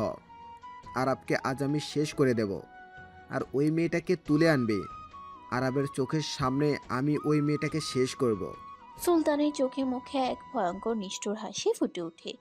সে নিজের রিভলভারে গুলি লোড করতে শুরু করে। অন্যদিকে আরাবের গাড়ি একটা বিশাল সুন্দর বাগান বাড়ির সামনে এসে থামে। চারদিকে প্রচুর গাছপালা আর মাঝখানে একটা সুন্দর কাঠের দোতলা বাড়ি। আরাফ গাড়ি থেকে নেমে বৃষ্টির দিকে দরজা খুলে দেয়। বৃষ্টি গাড়ি থেকে নেমে চারিদিকে সৌন্দর্য দেখে মুগ্ধ হয়ে যায়। সে জীবনেও এত সুন্দর জায়গা দেখেনি। জায়গাটা পছন্দ হয়েছে পিচ্ছি? খুব সুন্দর জায়গা। এখানে কে থাকে? কেউ থাকে না, এটা শুধু আমার আর তোমার জন্য। যখন শহরের কোলাহল ভালো লাগবে না, তখন আমরা এখানে এসে থাকবো। আরাফ বৃষ্টির হাত ধরে কাঠের বাড়িটার ভেতর নিয়ে যায়। ভেতরের সাজসজ্জা খুব সাধারণ, কিন্তু আভিজাত্যের ছোঁয়া আছে। বড় একটা বসার ঘর আর তার সাথে লাগোয়া একটা বেডরুম। আরাফ বৃষ্টিকে নিয়ে সোফায় বসে। সে পকেট থেকে একটা ছোট মখমলের বাক্স বের করে। বাক্সটা খুলে সে বৃষ্টির সামনে ধরে। ভেতরে একটা খুব সুন্দর হীরার আংটি। তোমার জন্য নিয়ে এসেছি, হাতটা বাড়াও। না, আমি এটা পড়তে পারবো না, এটা খুব দামি। আরাবের দেওয়া জিনিস কেউ ফিরিয়ে দিতে পারে না বৃষ্টি। চুপচাপ হাত বাড়াও। বৃষ্টি ভয়ে কাঁপা কাঁপা হাতটা বাড়িয়ে দেয়। আরাফ খুব সাবধানে আংটিটা বৃষ্টির অনামিকায় পরিয়ে দেয়। হীরার পাথরটা আলোর ছটায় চিকচিক করে ওঠে। আরাফ বৃষ্টির হাতটা নিজের ঠোঁটের কাছে নিয়ে সেখানে একটা গভীর চুমু খায়। বৃষ্টির মনে হচ্ছে সে যেন কোনো ঘোরের মধ্যে আছে। এই মাফিয়া ডন কখনো খুব নিষ্ঠুর, আবার কখনো খুব রোমান্টিক। বৃষ্টি বুঝতে পারছে না সে আরাবের কোন রূপটাকে বিশ্বাস করবে। ঠিক সেই মুহূর্তে বাইরে হঠাৎ করে পরপর কয়েকটা গুলির শব্দ শোনা যায়। জিশান দৌড়ে ঘরের ভিতর ঢুকে আসে। বস, সুলতানের লোকেরা আমাদের চারিদিক দিয়ে ঘিরে ফেলেছে। ওরা ওরা সংখ্যায় অনেক বেশি। আমাদের গার্ডরা ওদের আটকাতে পারছে না। তুই বৃষ্টিকে নিয়ে পেছনের দরজা দিয়ে বের হয়ে যা জিশান। আমি ওদের দেখছি। না, আমি আপনাকে ছেড়ে কোথাও যাব না। ওরা আপনাকে মেরে ফেলবে। বৃষ্টি হঠাৎ করে আরাফকে শক্ত করে জড়িয়ে ধরে। আরাফ অবাক হয়ে বৃষ্টির দিকে তাকায়। যে মেয়েটা তাকে এতক্ষণ ঘৃণা করত সে এখন তার জীবনের জন্য ভয় পাচ্ছে। আরাফের বুকে এক অদ্ভুত প্রশান্তি নেমে আসে। সে বৃষ্টির মাথায় হাত বুলিয়ে দেয়। আমার কিছু হবে না পিচ্ছি, আমি খুব তাড়াতাড়ি তোমার কাছে ফিরে আসব। তুই ওকে নিয়ে যা জিশান। জিশান বৃষ্টিকে জোর করে টেনে পেছনের দরজার দিকে নিয়ে যায়। বৃষ্টি কাঁদতে কাঁদতে আরাফের দিকে তাকিয়ে থাকে। আরাফ নিজের রিভলভার বের করে দরজার দিকে এগিয়ে যায়। তার চোখে এখন আবার সেই পুরনো মাফিয়া ডনের ভয়ঙ্কর দৃষ্টি। সে আজ সুলতানের সব লোককে শেষ করে দেবে। আরাপ, সাবধানে থাকবেন প্লিজ। গাড়ি ঘোরান জিসান ভাই। ওনাকে ওখানে একা ফেলে আসাটা ঠিক হয়নি। ওরা সংখ্যায় অনেক বেশি ছিল। ওনার কিছু হয়ে গেলে আমি নিজেকে ক্ষমা করতে পারবো না। বসের নির্দেশ ছাড়া আমি গাড়ি ঘোরাতে পারবো না বৃষ্টি। আমার প্রথম দায়িত্ব হলো আপনাকে নিরাপদে বাড়িতে পৌঁছে দেওয়া। বস নিজের খেয়াল খুব ভালো করেই রাখতে পারেন। পেছনের সিটে বসে বৃষ্টির দু চোখ বেয়ে অনবরত জল পড়ছে। যে মানুষটাকে সে আজ সকালেও পৃথিবীর সবচেয়ে বেশি ঘৃণা করত, এখন সেই মানুষটার জন্যই তার বুকের ভেতরটা কেমন যেন দুমড়ে মুচড়ে যাচ্ছে। আরবের ওই শক্ত আলিঙ্গন আর শেষবারের মতো বলা কথাগুলো বৃষ্টির কানে বারবার বাজছে। জিশান খুব দ্রুত গতিতে গাড়ি চালিয়ে হাইওয়েতে উঠে এসেছে। পেছনের আয়নায় সে দেখতে পাচ্ছে বৃষ্টির অস্থিরতা। একটা সাধারণ অনাথ মেয়ে, যে কিনা মাফিয়া ডন আরাফকে ভয় পেত, সে আজ আরাফের জন্য কাঁদছে। জিশানের বুঝতে বাকি নেই যে বসের জেদার ভালোবাসা এই মেয়েটার মন গলাতে শুরু করেছে। হঠাৎ পেছনের রাস্তা থেকে দুটো কালো গাড়ি তাদের অনুসরণ করতে শুরু করে। জিশান বুঝতে পারে সুলতানের লোক তাদের পিছু নিয়েছে। সে গাড়ির গতি আরো বাড়িয়ে দেয়। বৃষ্টি পেছনের দিকে তাকিয়ে গাড়ি দুটো দেখতে পেয়ে আরো ভয় পেয়ে যায়। জিসান ভাই, পেছনে কারা আসছে? ওরা কি আমাদের ধরে ফেলবে? আরাপ কি ঠিক আছে? আপনি মাথা নিচু করে সিটের নিচে লুকিয়ে পড়ুন বৃষ্টি। ওরা সুলতানের লোক। আমি থাকতে ওরা আপনার একটা চুলও ছিঁড়তে পারবে না, এটা আমি কথা দিলাম। জিশান এক হাতে স্টিয়ারিং ধরে অন্য হাতে নিজের রিভলভার বের করে নেয়। গাড়ি প্রচন্ড গতিতে আঁকাবাঁকা রাস্তা দিয়ে এগোচ্ছে। পিছনের গাড়ি থেকে হঠাৎ গুলি চালানো শুরু হয়। একটা গুলি এসে জিশানের গাড়ির পেছনের কাছে লাগে আর কাঁচটা ঝনঝন করে ভেঙে পড়ে। বৃষ্টি ভয়ে দুই কান চেপে ধরে সিটের নিচে গুটিসুটি মেরে বসে পড়ে। তার সারা শরীর থরথর করে কাঁপছে। সে শুধু চোখ বন্ধ করে ঈশ্বরের কাছে আরাবের জন্য প্রার্থনা করেছে। আরাবের ওই মায়াবী মুখটা তার চোখের সামনে বারবার ভেসে উঠছে। জিশান খুব দক্ষ হাতে গাড়ি চালিয়ে একটা সরু গলির ভেতর ঢুকে পড়ে। পিছনের গাড়ি দুটো বড় রাস্তার মোড়ে তাদের হারিয়ে ফেলে। জিশান স্বস্তির নিঃশ্বাস ফেলে সোজা আরাবের প্রাসাদের দিকে গাড়ি ছুটিয়ে দেয়। এ কি বৃষ্টি, তুই একা কেন? আরাপ কোথায়? ওর কিছু হয়নি তো? দাদি, ওনাকে ওরা চারদিক থেকে ঘিরে ফেলেছিল। আমাকে বাঁচাতে গিয়ে উনি নিজে ওখানে রয়ে গেছেন। আমার খুব ভয় করছে দাদি। ওনার কিছু হয়ে গেলে আমি বাঁচবো না। আয়েশা বেগম বৃষ্টিকে জড়িয়ে ধরেন। বৃষ্টির কান্না কোনোভাবেই থামছে না। সে দাদির বুকে মুখ লুকিয়ে ফুপিয়ে ফুপিয়ে কাঁদছে। আয়েশা বেগমের চোখও জলে ভিজে ওঠে। তিনি জানেন তার নাতি আরাফ কতটা দুর্ধর্ষ, কিন্তু শত্রুর সংখ্যা যখন অনেক বেশি হয় তখন ভয় তো করবেই। পুরো বাড়িতে একটা থমথমে পরিবেশ। সব গার্ডরা পজিশন নিয়ে দাঁড়িয়ে আছে। জিশান বারবার তার লোকেদের সাথে যোগাযোগ করার চেষ্টা করছে, কিন্তু ওই বাগান বাড়ির দিকে নেটওয়ার্ক সম্পূর্ণ জ্যাম করে রাখা হয়েছে। ড্রয়িং রুমের বিশাল সোফায় বসে বৃষ্টি বারবার শুধু দরজার দিকে তাকাচ্ছে। সময়ের কাঁটা যেন আজ আর এগোতে চাইছে না। দীর্ঘ 2 ঘন্টা পর প্রাসাদের বিশাল লোহার গেট খুলে যায়। একটা ক্ষতবিক্ষত গাড়ি এসে বারান্দার সামনে থামে। গাড়ি থেকে টলতে টলতে নেমে আসে আরাফ। তার সাদা শার্ট রক্তে পুরো ভিজে লাল হয়ে গেছে। বা কাঁধ আর পেটের এক পাশ থেকে ফিনকি দিয়ে রক্ত ঝরছে। আরাপ, এ কি অবস্থা আপনার? কত রক্ত বের হচ্ছে? দাদি, তাড়াতাড়ি ডাক্তার ডাকুন। পিচ্ছি, তুমি ঠিক আছো তো? ওরা তোমার কোনো ক্ষতি করেনি তো? আরাফ আর দাঁড়িয়ে থাকতে না পেরে সামনের দিকে ঢলে পড়ে।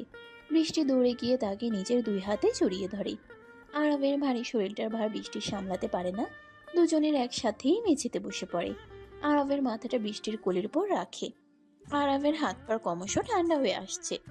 বৃষ্টি পাগলের মতো নিজের ওড়না দিয়ে আরাফের পেটের ক্ষতস্থান চেপে ধরে রাখার চেষ্টা করে, কিন্তু রক্ত পড়া কোনোভাবেই বন্ধ হচ্ছে না। আরাফ খুব কষ্ট করে চোখ মেলে বৃষ্টির কান্না মাখা মুখের দিকে তাকায়। তার ঠোঁটের কোনো একটা তৃপ্তির হাসি ফুটে ওঠে। মেয়েটা অন্তত তার জন্য কাঁদছে। জিশান আর বাকিরা মিলে আরাফকে তাড়াতাড়ি ধরাধরি করে দোতলায় তার বেডরুমে নিয়ে যায়। ডাক্তার সমীর আগে থেকে খবর পেয়ে নিজের মেডিকেল কিট নিয়ে উপস্থিত ছিলেন। তিনি আরাফকে বিছানায় শুয়ে দিয়ে তার চিকিৎসা শুরু করেন। জিসান, ওকে তাড়াতাড়ি অক্সিজেন দাও, শরীর থেকে প্রচুর রক্ত বেরিয়ে গেছে, গুলি দুটো খুব ভিতরে ঢুকে গেছে বলে মনে হচ্ছে না, তবে ক্ষত অনেক গভীর, আমাকে এখনই বুলেট বের করতে হবে। আমার নাতি কিচ্ছু হবে না তো ডাক্তার? ও তো জ্ঞান হারিয়ে ফেলেছে। আমি আমার সর্বোচ্চ চেষ্টা করছি বেগম সাহেবা, আপনারা সবাই দয়া করে রুমের বাইরে যান, আমাকে কাজ করতে দিন। আয়েশা বেগম কাঁদতে কাঁদতে রুম থেকে বেরিয়ে যায়, কিন্তু বৃষ্টি কোনোভাবেই আরাবের হাত ছাড়তে রাজি হয় না। সে বিছানার এক কোণায় বসে আরাবের একটা হাত নিজের দুই হাতের মুঠোয় শক্ত করে ধরে রাখে। ডাক্তার সমীর বুঝতে পারেন এই মেয়েটির উপস্থিতি আরাবের জন্য কতটা জরুরি। তিনি আর বৃষ্টিকে কিছু বলেন না। প্রায় 2 ঘন্টা ধরে অপারেশন চলে। ডাক্তার সমীর খুব সতর্কতার সাথে আরাবের শরীর থেকে 2টো বুলেট বের করেন এবং সেলাই করে ব্যান্ডেজ করে বেঁধে দেন। ডাক্তার সমীর খুব সতর্কতার সাথে আরাবের শরীর থেকে 2টো বুলেট বের করেন এবং সেলাই করে ব্যান্ডেজ বেঁধে দেন।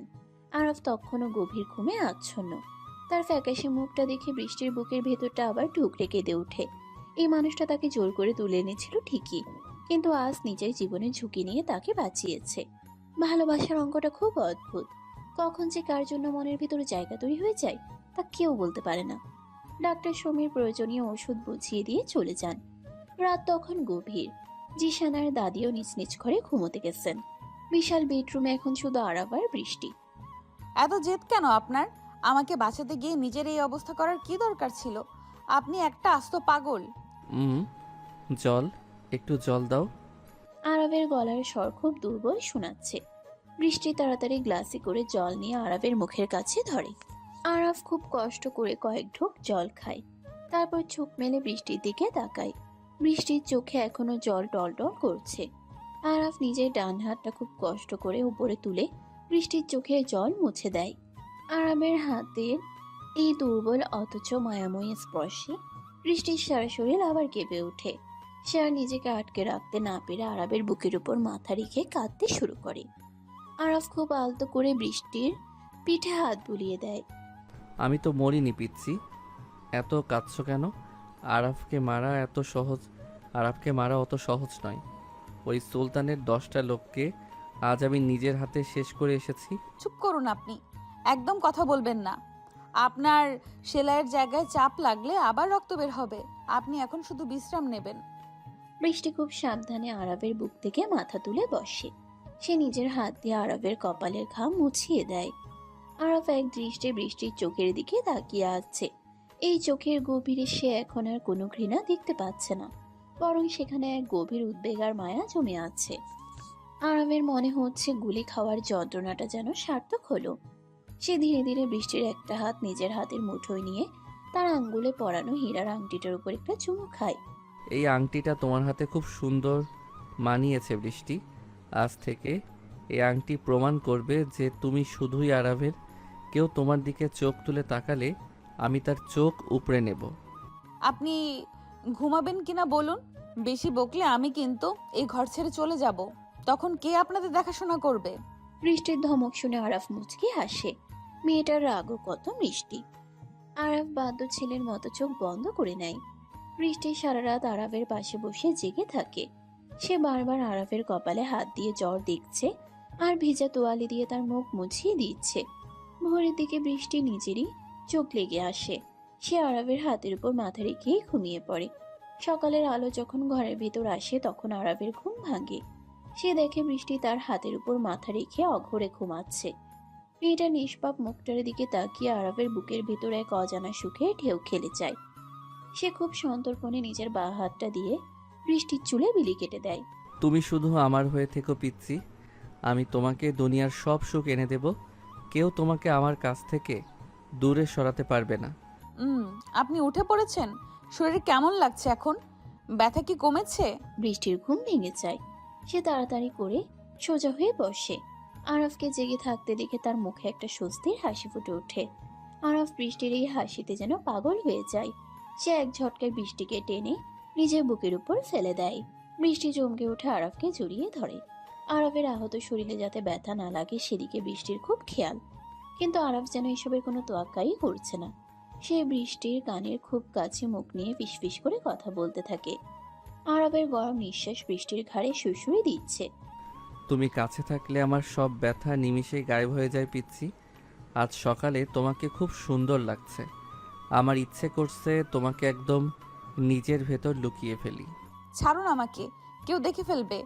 আপনি এখানে পুরোপুরি সুস্থ হননি, আপনি এখনো পুরোপুরি সুস্থ হননি। এসব পাগনামি একদম করবেন না। আরব বৃষ্টির ঠোঁটের উপর গভীরভাবে নিজের ঠোঁট চেপে ধরে। আমার দিকে এভাবে তাকিয়ে আছো কেন পিচ্ছি? আমার চোখে কি আমার ভালোবাসা দেখতে পাচ্ছ, নাকি আমার জন্য তোমার বুকের ভেতর জমে থাকা মায়া দেখতে পাচ্ছ? আপনি বেশি কথা বলছেন, একদম চুপ করে শুয়ে থাকুন। ডাক্তার বলে দিয়েছেন আপনার এখন সম্পূর্ণ বিশ্রাম প্রয়োজন। আর আমি কোনো মায়া নিয়ে আপনার দিকে তাকিয়ে নেই। আমি শুধু দেখছি একটা মানুষ কতটা বোকা হতে পারে নিজের জীবন এভাবে বিপন্ন করার জন্য। বোকা তো আমি হয়েই গেছি। যেদিন প্রথম তোমাকে ওই অন্ধকার গলিতে দেখেছিলাম, সেদিন থেকেই আমার সব বুদ্ধি লোপ পেয়েছে। তুমি আমার সেই বোকামির সবচেয়ে সুন্দর শাস্তি। এখন একটু কাছে এসো তো, আমার খুব ব্যথা করছে। একদম কাছে ডাকবেন না আমাকে। কাছে গেলেই আপনি অসভ্যের মতো আচরণ করেন। আপনার শরীর এত বড়, দুটো ক্ষত, তবুও আপনার স্বভাব পাল্টায় না। আমি দূর থেকেই আপনার খেয়াল রাখবো। তুমি কাছে না এলে আমার ব্যথা তো কমবেই না, উল্টো আমি চিৎকার করে পুরো বাড়ি মাথায় তুলব। তখন দাদি, জিশান সবাই দৌড়ে আসবে। আর দেখবে তুমি আমার কথা শুনছো না। আসবে নাকি আমি সত্যি সত্যি চিৎকার শুরু করব? সকালের মিষ্টি রোদ জানালার ভারী পর্দা ভেদ করে আরবের বিশাল বেডরুমে এসে পড়ছে। বৃষ্টি বিছানার পাশে একটা ছোট টুলে বসে আরবের দিকে তাকিয়ে আছে। আরবের সারা শরীরে ব্যান্ডেজ, কিন্তু তার চোখে সেই দুষ্টুমি আর জেদ বিন্দুমাত্র কমেনি। বৃষ্টির পরনে আজ একটা হালকা নীল রঙের সুতির শাড়ি। শাড়ির আঁচলটা তার কাঁধ থেকে খসে পড়েছে, সেদিকে তার কোনো খেয়াল নেই। তার পুরো মনোযোগ এখন এই ভয়ঙ্কর মাফিয়া ডনের দিকে, যে কিনা তার জন্য নিজের জীবন বাজি রেখেছিল। আরবের কথায় বৃষ্টি কিছুটা ভয় পেয়ে যায়। এই লোকটা যাই বলে তাই করতে পারে। সে বাধ্য হয়ে নিজের টুলটা টেনে আরবের বিছানার একদম কাছে নিয়ে আসে। আরব সুযোগ পেয়ে নিজের ডান হাতটা বাড়িয়ে বৃষ্টির নরম হাতটা শক্ত করে চেপে ধরে। আরবের হাতের স্পর্শে বৃষ্টির শরীরে আবার সে পুরনো বিদ্যুৎ খেলে যায়। আরব খুব ধীরে ধীরে বৃষ্টির হাতটা নিজের ঠোঁটের কাছে নিয়ে যায় এবং সেখানে একটা গভীর চুম্বন এঁকে দেয়। বৃষ্টির নিঃশ্বাস ভারী হয়ে আসে। সে আরবের চোখের দিকে তাকাতে পারছে না। আরব খুব সাবধানে নিজের ব্যান্ডেজ করা শরীরটা একটু কাত করে বৃষ্টির আরো কাছে সরে আসে। আপনি উঠেছেন কেন? আপনার সেলাই খুলে যাবে তো। আপনি প্লিজ শান্ত হয়ে শুয়ে থাকুন, আমি কোথাও যাচ্ছি না। তুমি পাশে থাকলে আমার কোনো সেলাই খুলবে না। তুমি হচ্ছে আমার সব ক্ষতের একমাত্র ওষুধ। তোমার ওই গোলাপি ঠোঁটের একটা ছোঁয়া আমার সব ব্যথা ভুলিয়ে দিতে পারে। আমাকে একটু আদর করে দাও না পিচ্ছি। আরবের গলায় এক অদ্ভুত আকুতি। যে মাফিয়া ডনের নাম শুনলে শহরের বড় বড় ক্রিমিনালরা ভয়ে কাঁপে, সে আজ একটা সাধারণ 17 বছরের অনাথ মেয়ের কাছে আদরের কাঙাল হয়ে আছে। বৃষ্টি আর নিজেকে সামলাতে পারে না। তার বুকের ভেতরটা কেমন যেন মোচড় দিয়ে ওঠে। সে খুব সাবধানে ঝুঁকে পড়ে আরবের কপালে নিজের ঠোঁট ছুঁয়ে দেয়। আরব সাথে সাথে নিজের ভালো হাতটা দিয়ে বৃষ্টির ঘাড় পেঁচিয়ে ধরে তাকে নিজের মুখের উপর নামিয়ে আনে। বৃষ্টির ঠোঁট আরবের ঠোঁটের সাথে মিশে যায়। আরবের চুম্বনে আজ কোনো জোর নেই, আছে এক গভীর ভালোবাসা আর তীব্র আকাঙ্ক্ষা। সে খুব আলতো করে বৃষ্টির ঠোঁট দুটো নিজের ঠোঁটের মাঝে নিয়ে চুষতে থাকে। বৃষ্টিও আজ আর কোনো বাধা দেয় না। সে নিজের 2 হাত দিয়ে আরবের চুলগুলো খামচে ধরে চুমুর গভীরতা আরও বাড়িয়ে দেয়। দুজনের এই উষ্ণ আলিঙ্গনে সারা ঘরের পরিবেশ যেন ভারী হয়ে ওঠে। বেশ কিছুক্ষণ পর আরাফ বৃষ্টিকে ছেড়ে দেয়। বৃষ্টির মুখ লজ্জায় লাল হয়ে আছে। সে তাড়াতাড়ি উঠে দাঁড়িয়ে নিজের শাড়ি ঠিক করতে শুরু করে। ঠিক তখনই দরজায় টোকা পড়ে। ভিতরে আসবো আরাব? তোর শরীর এখন কেমন লাগছে ভাই? এসো দাদি, আমি একদম ঠিক আছি। তুমি খামোখায় এত চিন্তা করছো? আয়েশা বেগম ঘরের ভেতরে ঢুকে আরবের পাশে এসে বসেন। তার চোখে মুখে বয়সের ছাপ আর দুশ্চিন্তা স্পষ্ট। তিনি আরবের কপালে হাত রেখে জ্বর দেখার চেষ্টা করেন। বৃষ্টি একটু দূরে গিয়ে মাথা নিচু করে দাঁড়িয়ে থাকে। আয়েশা বেগম বৃষ্টির দিকে তাকিয়ে খুব মিষ্টি করে হাসেন। তিনি বুঝতে পেরেছেন এই মেয়েটা তার নাতির জীবনে কতটা গুরুত্বপূর্ণ হয়ে উঠেছে। কাল রাত থেকে মেয়েটা এক মুহূর্তের জন্য চোখের পাতা এক করেনি। আরাফের জন্য তার এই নিঃস্বার্থ সেবা দেখে আয়েশা বেগমের মনটা একদম গলে গেছে। তুই তো ঠিক আছিস, কিন্তু এই মেয়েটার দিকে তাকিয়ে দেখ। কাল সারা রাত ও তোর পাশে বসে থেকেছে, একটু ঘুমাতেও যায়নি। ওর চোখের নিচে কেমন কালি পড়ে গেছে। আমি ওকে বলেছিলাম ঘুমাতে, কিন্তু ও তো আমার কোনো কথাই শোনে না, শুধু আমার সাথে ঝগড়া করতে পারে। আমি কখন ঝগড়া করলাম? আপনি নিজেই তো সারা রাত আমাকে জ্বালিয়েছেন। একবার জল খাবেন, একবার মাথা টিপে দিতে বলবেন। আমি ঘুমাবো কখন? বৃষ্টির এই সরল কথায় আরাফ আর আয়েশা বেগম দুজনেই হেসে ওঠেন। বৃষ্টির নিজেরই লজ্জা লাগতে শুরু করেছে তখন। সে বুঝতে পারে আরাফ তাকে ইচ্ছে করেই সারা রাত জাগিয়ে রেখেছে যাতে সে আরাফের কাছাকাছি থাকে। আয়েশা বেগম উঠে গিয়ে বৃষ্টির মাথায় হাত বুলিয়ে দেন। তুই যা মা, এবার নিজের ঘরে গিয়ে একটু ঘুমিয়ে নে। আমি আরাবের কাছে আছি, জিসানকে বলছি তোর জন্য খাবার পাঠিয়ে দিতে। খেয়ে তবে ঘুমাবি। বৃষ্টি মাথা নেড়ে সম্মতি জানায় এবং ঘর থেকে বেরিয়ে যায়। বৃষ্টি চলে যাওয়ার পর আয়েশা বেগমের মুখের হাসি মিলিয়ে যায়। তিনি খুব গম্ভীর মুখে আরাফের দিকে তাকান। সুলতানের এত বড় সাহস কিভাবে হলো যে সে তোর উপর হামলা করে? এর একটা বিহিত তোকে করতেই হবে আরাব। এভাবে আর কতদিন চলবে? তুমি চিন্তা করো না দাদি। সুলতান নিজের মৃত্যুর পরোয়ানা নিজেই সই করেছে। আমার গায়ে হাত তোলার সাহস ওর ছিল না। ও শুধু বৃষ্টিকে টার্গেট করেছিল। আর যে আমার পিচ্চির দিকে নজর দেয় তার চোখ আমি উপড়ে নেই। আমি সুস্থ হয়ে উঠলেই ওর পুরো সাম্রাজ্য আমি মাটির সাথে মিশিয়ে দেব। আরাফের চোখে আবার সেই পুরনো প্রতিশোধের আগুন জ্বলে ওঠে। অন্যদিকে শহরের অন্য প্রান্তে সুলতানের গোডাউনে এক থমথমে পরিবেশ বিরাজ করছে। সুলতান রাগে ফুঁসছে। তার সামনে রকি আর বেশ কয়েকজন লোক মাথা নিচু করে দাঁড়িয়ে আছে। গতকালের হামলায় সুলতানের সবচেয়ে ভালো 10 জন লোক মারা গেছে, আর আরাফ একা তাদের সবাইকে শেষ করে দিয়ে বেঁচে ফিরেছে। এই অপমান সুলতানের পক্ষে মেনে নেওয়া অসম্ভব। সে হাতে রিভলভারটা টেবিলের উপর সজোরে আছাড় মারে। তোরা সবাই একটা কাজের নও। এতগুলো লোক মিলে একটা আহত আরবকে মারতে পারলি না? আর ওই মেয়েটা, ওই সামান্য মেয়েটাকেও তোরা তুলে আনতে পারলি না? ভাই, আরাব কাল যেন পাগল হয়ে গিয়েছিল। ওর গায়ে দুটো গুলি লাগার পরও ও যে এভাবে পাল্টা গুলি চালাবে সেটা আমরা বুঝতে পারিনি। আর জিসান মেয়েটাকে নিয়ে পেছনের রাস্তা দিয়ে আগেই পালিয়ে যায়। আমাদের লোক ওদের গাড়ি ধরতে পারেনি। আমাকে কোনো অজুহাত দিবি না কি? আমি যে কোনো মূল্যে ওই মেয়েটাকে চাই। আরবের দুর্বলতা ওই মেয়েটা। ওকে আমার হাতের মুঠোয় ফেলে আরব নিজে আমার পায়ে এসে পড়বে। তোরা আজই আরবের বাড়ির চারিদিকে আমাদের লোক সরিয়ে দে। ওই মেয়েটাকে নিশ্চয়ই কখনো না কখনো বাড়ির বাইরে বের হবে, আর তখন ওকে তুলে আনবি। রকি মাথা নেড়ে সম্মতি জানায়। সুলতান জানে আরাফের বাড়িতে সরাসরি হামলা করা এখন বোকামি হবে। আরাফের গার্ডরা এখন দ্বিগুণ সতর্ক, তাই সে অন্য উপায় খুঁজতে থাকে। ঠিক তখনই গোডাউনে প্রবেশ করে শহরের একজন দুর্নীতিগ্রস্ত পুলিশ অফিসার, ইন্সপেক্টর কবির। কবিরের সাথে সুলতানের পুরনো লেনদেনের সম্পর্ক আছে। কবির একটা সিগারেট ধরিয়ে সুলতানের সামনের চেয়ারে এসে বসে। খবর তো খুব খারাপ সুলতান। কাল রাতের গোলাগুলি খবর ওপর মহল পর্যন্ত পৌঁছে গেছে। আরাম তোমার এতগুলো লোক মেরে ফেললো আর তুমি কিছুই করতে পারলে না। তুমি এখানে আমাকে জ্ঞান দিতে এসেছো কবির? আমি তোমাকে টাকা দেই আমার কাজ করার জন্য।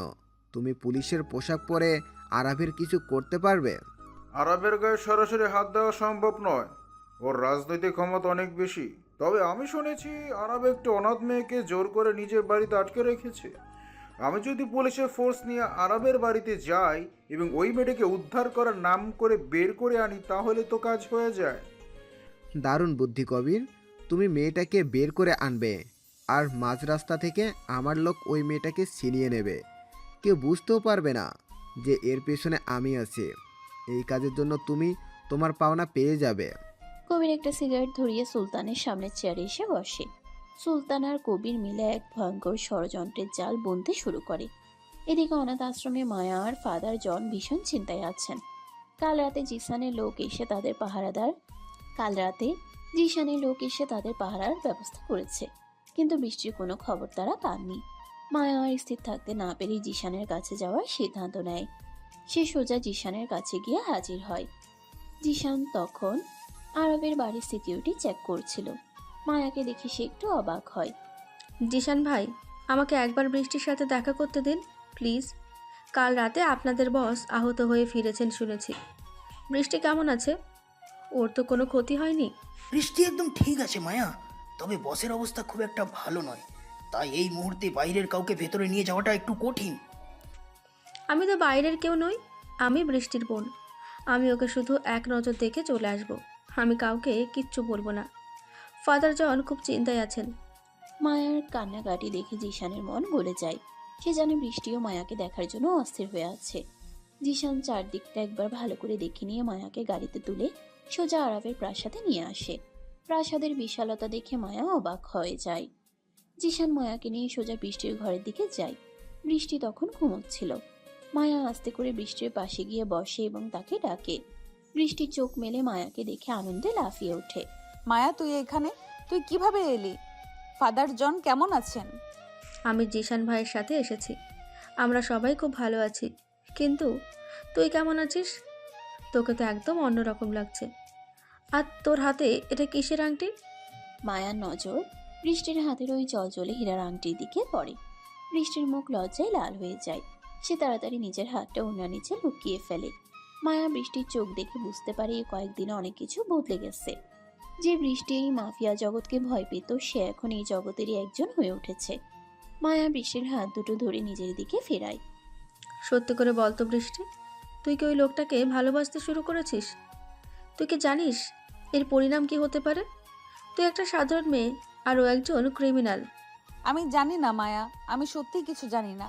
আমি ওনাকে ঘৃণা করতে চেয়েছিলাম, কিন্তু উনি আমার জন্য নিজের জীবন বিপন্ন করেছেন। ওনার ওই শক্তি বুকের ভেতরে একটা খুব নরম মন আছে। ওনার ওই শক্ত বুকের ভেতরে খুব একটা নরম মন আছে, যেটা শুধু আমি দেখতে পাই। উনি কাল আমাকে একটা আংটি পরিয়ে দিয়েছেন। আমার খুব ভয় করছে মায়া, কিন্তু ওনাকে ছাড়া আমি আর কিছুই ভাবতে পারছি না। বৃষ্টির কথাগুলো দরজার বাইরে দাঁড়িয়ে শুনছিল আরাফ। সে ব্যথার জন্য নিজের ঘরে থাকতে না পেরে বৃষ্টির কাছে এসেছিল।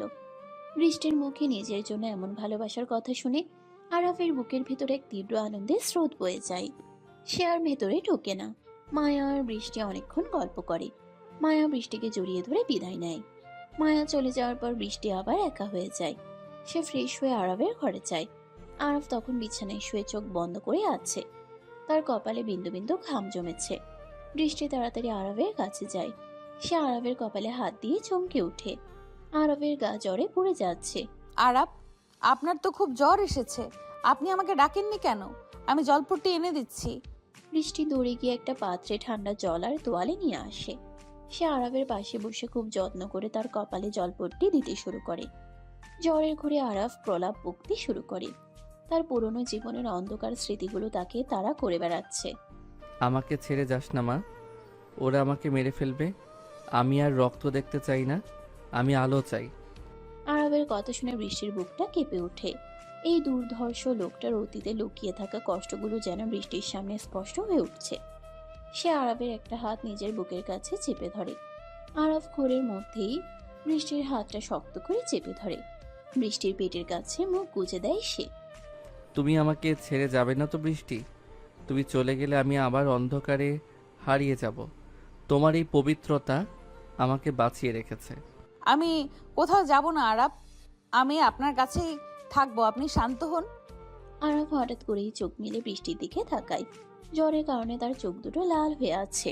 সে এক ঝটকায় বৃষ্টিকে টেনে নিজের বুকের উপর শুয়ে দেয়।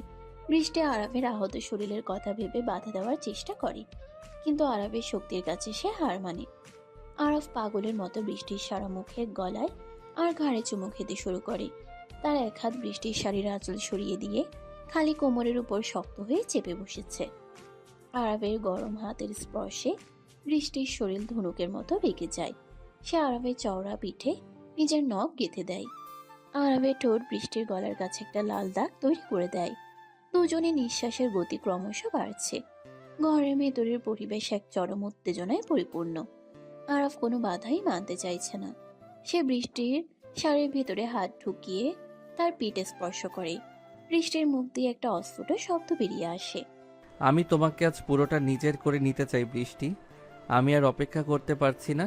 না আরাব প্লিজ, আপনার শরীর ভালো নেই, আপনি আরো অসুস্থ হয়ে পড়বেন। আরাফ বৃষ্টির কথায় কান দেয় না। সে বৃষ্টির ঠোঁটের উপর আবার একটা দীর্ঘ আর আগ্রাসী চুমু এঁকে দেয়। তবে তার আগেই জিশান দরজায় জোরে জোরে ধাক্কা দিতে শুরু করে। আরাফ বিরক্ত হয়ে বৃষ্টিকে ছেড়ে দেয়। বৃষ্টি তাড়াতাড়ি নিজের শাড়ি ঠিক করে বিছানা থেকে নেমে দাঁড়ায়। আরাফ খুব রাগী গলায় জিশানকে ভেতরে আসতে বলে। জিশান খুব চিন্তিত মুখে ভেতরে ঢুকে। বস, নিচে পুলিশ এসেছে। ইন্সপেক্টর কবির ফোর্স নিয়ে আপনার সাথে দেখা করতে চাইছেন। উনি বলছেন বৃষ্টিকে নাকি আপনি জোর করে আটকে রেখেছেন। উনি বৃষ্টিকে নিতে এসেছেন। কবিরের এত বড় সাহস! ও আমার বাড়িতে ঢুকে আমার জিনিস নিয়ে যেতে চায়। আরাব আমার খুব ভয় করছে, পুলিশ আমাকে ধরে নিয়ে গেলে আমি আর আপনাকে দেখতে পাবো না। শান্ত হও পিচ্ছি। আমি থাকতে কেউ তোমাকে ছুঁতেও পারবে না। জিশান, তুই নিচে যা, আমি আসছি। কিন্তু বস, আপনি এই অবস্থায় কিভাবে নিচে যাবেন? আরাব আহত হতে পারে, কিন্তু মরে তো যায়নি। আমি দেখছি ওই কবিরের কত বড় সাহস। আপনি নিচে চলে যাবেন না আরাব, আপনার খুব জ্বর। আমি নিজে গিয়ে পুলিশের সাথে কথা বলছি। আমি ওদের বলে দেব যে আমি নিজের ইচ্ছাতেই এখানে আছি। তুমি আমার ঘরের বাইরে এক পাও ফেলবে না বৃষ্টি, এটা আমার নির্দেশ। আপনার সব নির্দেশ আমাকে মানতে হবে এমন কোনো কথা নেই। আপনি সব সময় শুধু জেদ করেন। আমি নিজে গিয়ে ওই পুলিশের সাথে কথা বলবো। তুমি যদি এই ঘর থেকে বের হও তাহলে আমি ওই কবিরকে এখানেই গুলি করে মেরে ফেলবো। তারপর তুমি বসে বসে আমার জেলের খাবার পাঠিও। আপনি একটা আস্ত পাগল, একটা খুনি। আপনি কিছুতেই ভালো হবেন না। আমি ভালো হতে চাইও না, আমি শুধু তোমাকে চাই। আর আমার জিনিস কেউ আমার কাছ থেকে ছিনিয়ে নিতে পারবে না। আপনি আমার কথা না শুনে নিচে কেন এলেন? আর আরাব, আপনার শরীর তো জ্বরে পুড়ে যাচ্ছে। এই অবস্থায় পুলিশের সামনে আসার কি দরকার ছিল? আমি তো আগেই বলেছিলাম আমি ওদের সাথে কথা বলবো। আমার বাড়িতে পুলিশ ঢুকে আমার জিনিস নিয়ে যাবে আর আমি বিছানায় শুয়ে থাকবো, সেটা আরাভের অভিধানে নেই পিচ্ছিমে। তুমি আমার কথা অমান্য করে এই ঘর থেকে বেরিয়েছো কেন? আমি তোমাকে কড়া নির্দেশ দিয়েছিলাম ঘরের ভেতরে থাকতে। বিশাল প্রাসাদের মার্বেল পাথরের প্রশস্ত সিঁড়ি দিয়ে আরাফ ধীর পায়ে নিচে নেমে আসছে। তার শরীরের প্রতিটি পদক্ষেপে এক অকল্পনীয় শারীরিক কষ্ট লুকিয়ে আছে, কিন্তু তার চোখে মুখে সেই চিরচেনা মাফিয়া ডনের ভয়ঙ্কর কঠোরতা। জ্বরের কারণে তার ফর্সা মুখটা একদম লাল হয়ে আছে, আর কপালের শিরাগুলো রাগে ফুলে উঠেছে। সাদা শার্টের ভিতর দিয়ে ব্যান্ডেজের লাল রক্তের দাগটা এখনো স্পষ্ট বোঝা যাচ্ছে। জিশান তার বসের এক হাত ধরে তাকে সাহায্য করার চেষ্টা করছিল, কিন্তু আরাফ হাত সরিয়ে দিয়ে নিজেই সোজা হয়ে দাঁড়ানোর চেষ্টা করে। তার আত্মসম্মান বোধ এতটাই প্রবল যে নিজের সামান্য দুর্বলতা সে কারোর সামনে প্রকাশ করতে চায় না। ড্রয়িং রুমের মাঝখানে দাঁড়িয়ে আছে দুর্নীতিগ্রস্ত পুলিশ অফিসার ইন্সপেক্টর কবির। তার সাথে অন্তত 10 জন সশস্ত্র পুলিশ সদস্য। পুরো বাড়িটা এক থমথমে আতঙ্কের মধ্যে ডুবে আছে। আয়েশা বেগম এক পাশে দাঁড়িয়ে উদ্বেগের সাথে আরাফের দিকে তাকিয়ে আছেন। তিনি খুব ভালো করেই জানেন আরাফ রেগে গেলে কি ভয়ঙ্কর রূপ ধারণ করতে পারে, কিন্তু আরাফ নিচে নামার আগেই বৃষ্টি তার ঘর থেকে ছুটে বেরিয়ে আসে। সে আরাফের নির্দেশ অমান্য করেই নিচে চলে এসেছে, কারণ এই অসুস্থ মানুষটাকে সে একা পুলিশের সামনে ছাড়তে কোনোভাবেই রাজি নয়। বৃষ্টির পরনে সেই হালকা নীল রঙের সুতির শাড়ি, আর চোখে মুখে অদ্ভুত এক দৃঢ়তা। যে সাধারণ অনাথ মেয়েটা কিছুদিন আগেও এই অন্ধকার জগৎটাকে চরম ভয় পেত, সে আজ বুক চিতিয়ে আরাফের পাশে এসে দাঁড়ায়। আরাফ অবাক হয়ে বৃষ্টির এই প্রতিবাদী রূপ দেখে। তার বুকের ভেতরটা এক অজানা শান্তিতে ভরে ওঠে। মেয়েটা তাকে সত্যিই ভালোবাসতে শুরু করেছে। আরাব সাহেব, আপনার শরীর তো দেখছি খুব খারাপ, কিন্তু আমার কিছু করার নেই। ওপর মহলে করা নির্দেশ আছে এই মেয়েটিকে আপনি জোর করে আটকে রেখেছেন। এমন একটা খবর আমাদের কাছে এসেছে, ওকে আমার সাথে এখনই থানায় যেতে হবে। কবির, তুমি বোধহয় ভুলে গেছো তুমি কার বাড়িতে দাঁড়িয়ে এত বড় বড় কথা বলছো। আরাভের বাড়িতে পুলিশের পোশাক পরে ঢুকে আমার মুখের উপর কথা বলার স্পর্ধা তোমাকে কে দিল? এই মেয়েটা আমার, আর ওকে এখান থেকে এক চুল সরাতে হলে তোমাকে আমার লাশের উপর দিয়ে যেতে হবে। আরাবের গলার আওয়াজ পুরো ড্রয়িং রুমে বাজখাই শব্দে প্রতিধ্বনিত হয়। তার চোখের দৃষ্টি এত তীক্ষ্ণ যে ইন্সপেক্টর কবির অজান্তে এক পা পিছিয়ে যান। কবির খুব ভালো করেই জানেন আরবের সাথে সরাসরি শত্রুতা করা মানে নিজের মৃত্যু ডেকে আনা, কিন্তু সুলতানের দেওয়া টাকার লোভ তাকে অন্ধ করে দিয়েছে। সে চারপাশের পুলিশ সদস্যদের দিকে তাকায় সাহস সঞ্চয় করার জন্য। জিশান এবং আরবের নিজস্ব গার্ডরা ততক্ষণে নিজেদের স্বয়ংক্রিয় অস্ত্র বের করে পুলিশের দিকে তাক করে দাঁড়িয়েছে। যে কোনো মুহূর্তে একটা বড় ধরনের রক্তক্ষয়ী সংঘর্ষ শুরু হয়ে যেতে পারে। আয়েশা বেগম ভয়ে দুই হাত বুকে চেপে ধরে ইষ্টনাম জপছেন। ঠিক এইরকম উত্তেজনার মুহূর্তে বৃষ্টির সামনে এগিয়ে যায়। সে আরবের একটা হাত নিজের হাতের মুঠোয় শক্ত করে ধরে ইন্সপেক্টর কবিরের চোখের দিকে সরাসরি তাকায়। আমাকে কেউ জোর করে আটকে রাখেনি অফিসার। আমি এখানে সম্পূর্ণ নিজের ইচ্ছাতেই আছি। আপনারা এখান থেকে এক্ষুনি চলে যান। এই বাড়ির মানুষকে বিরক্ত করার কোনো অধিকার আপনাদের নেই। তুমি ভয় পেও না মেয়ে, আমরা তোমাকে বাঁচাতে এসেছি।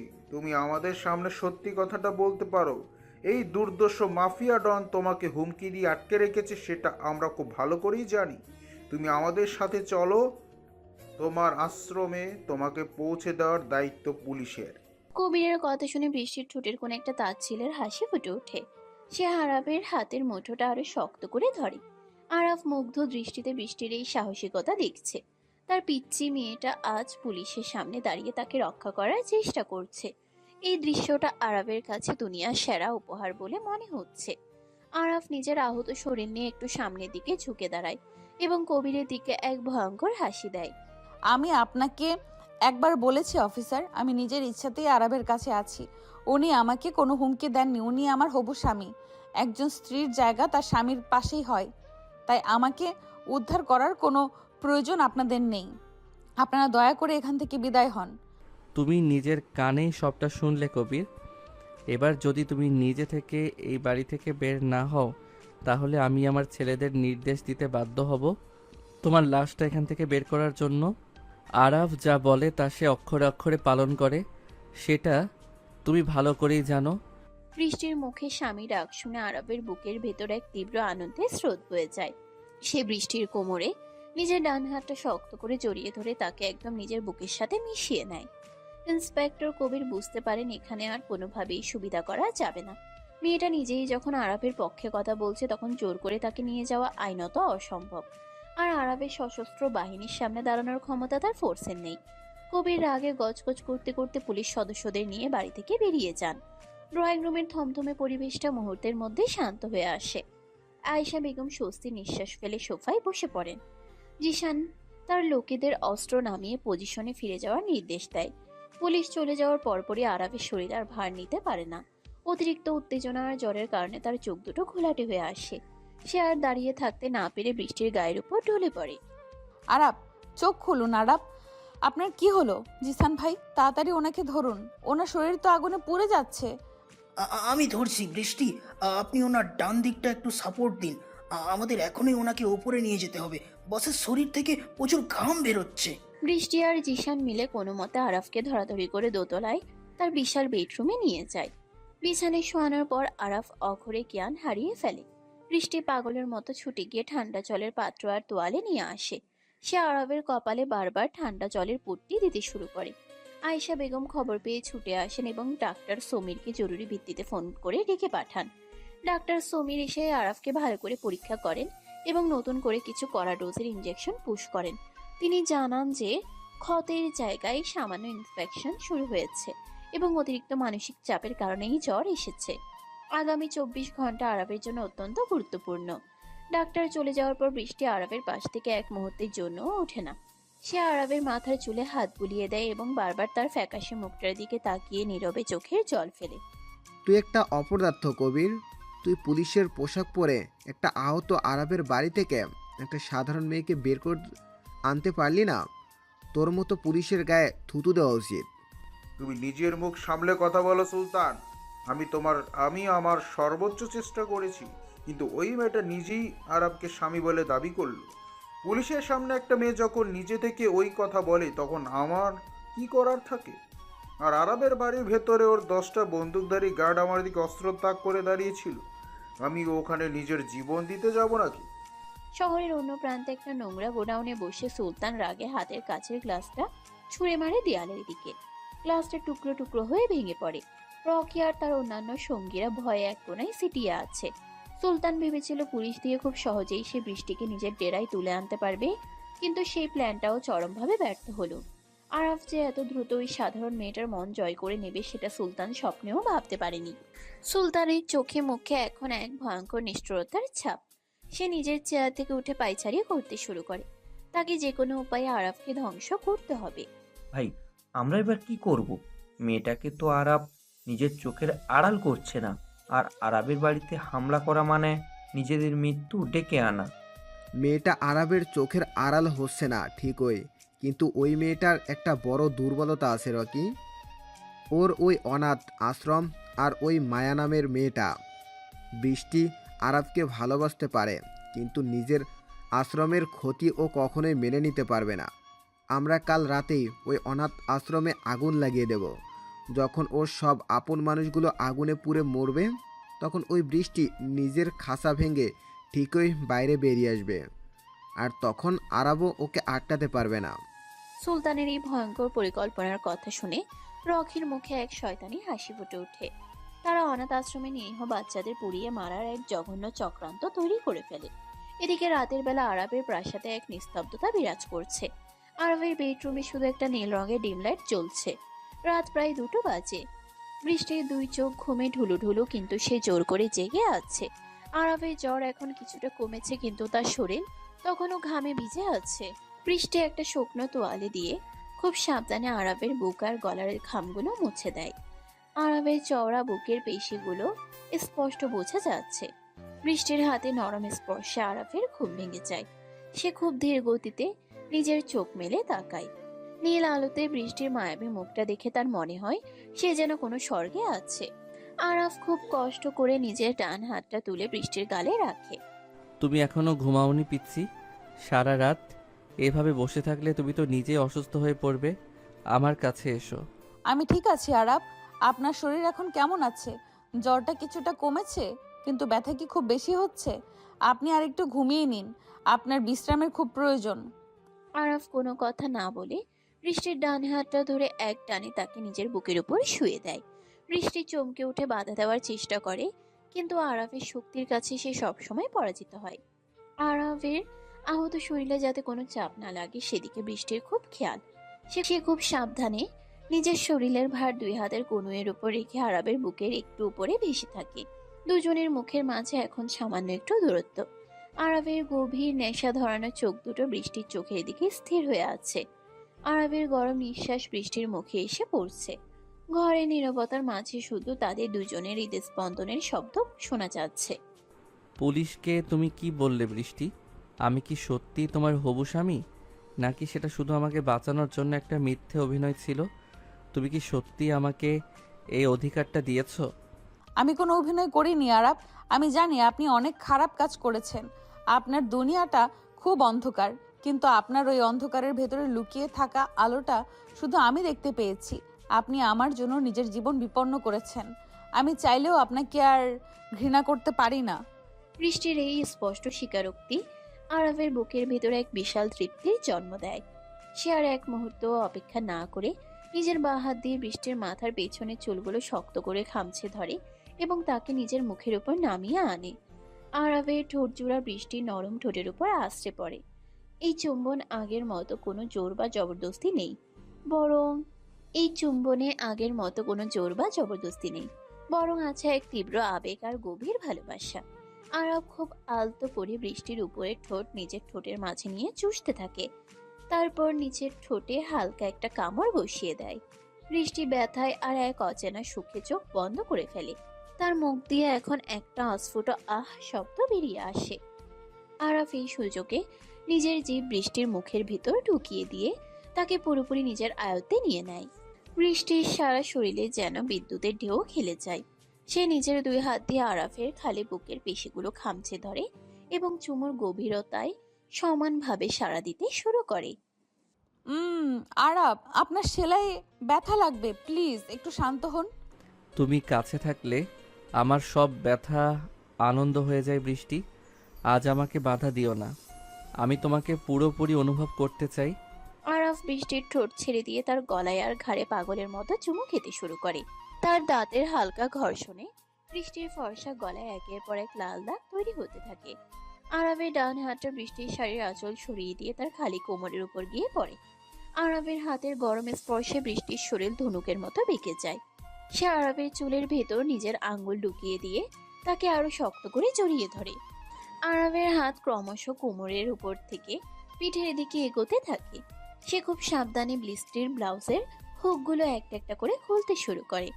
বৃষ্টির শাশুড়ির লজ্জায় আর উত্তেজনায় থরথর করে কাঁপছে, কিন্তু সে আরবকে কোনোভাবেই বাধা দেয় না।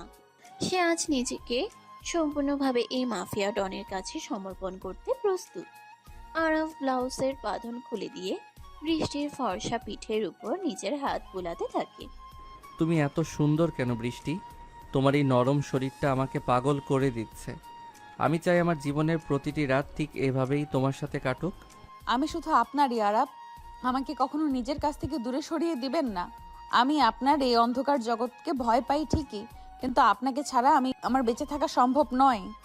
আরাফ বৃষ্টির চোখের দিকে তাকিয়ে মুচকি হাসে। তারপর সে বৃষ্টিকে নিজের পাশে শুয়ে দিয়ে তার শরীরের উপর কিছুটা ঝুঁকে পড়ে। আরাফ খুব সাবধানে নিজের ব্যান্ডেজ করা অংশটা বাঁচিয়ে বৃষ্টির ঘাড় থেকে শুরু করে বুকের উপরিভাগ পর্যন্ত অসংখ্য উষ্ণ চুম্বন এঁকে দেয়। বৃষ্টির নিঃশ্বাসের গতি ক্রমশ দ্রুত হচ্ছে। সে দুই হাতে বিছানার চাদর খামচে ধরে নিজের ভেতরের প্রবল উত্তেজনাকে সামলানোর চেষ্টা করছে। আরাফ বৃষ্টির শাড়ির ভাঁজগুলো খুব আলতো করে সরিয়ে দিতে তার পায়ের উন্মুক্ত অংশের উপর হাত বোলাতে শুরু করে। দুজনের এই তীব্র শারীরিক এবং মানসিক মিলনে ঘরের ভেতরের পরিবেশ এক চরম আকাঙ্ক্ষায় পরিপূর্ণ হয়ে ওঠে।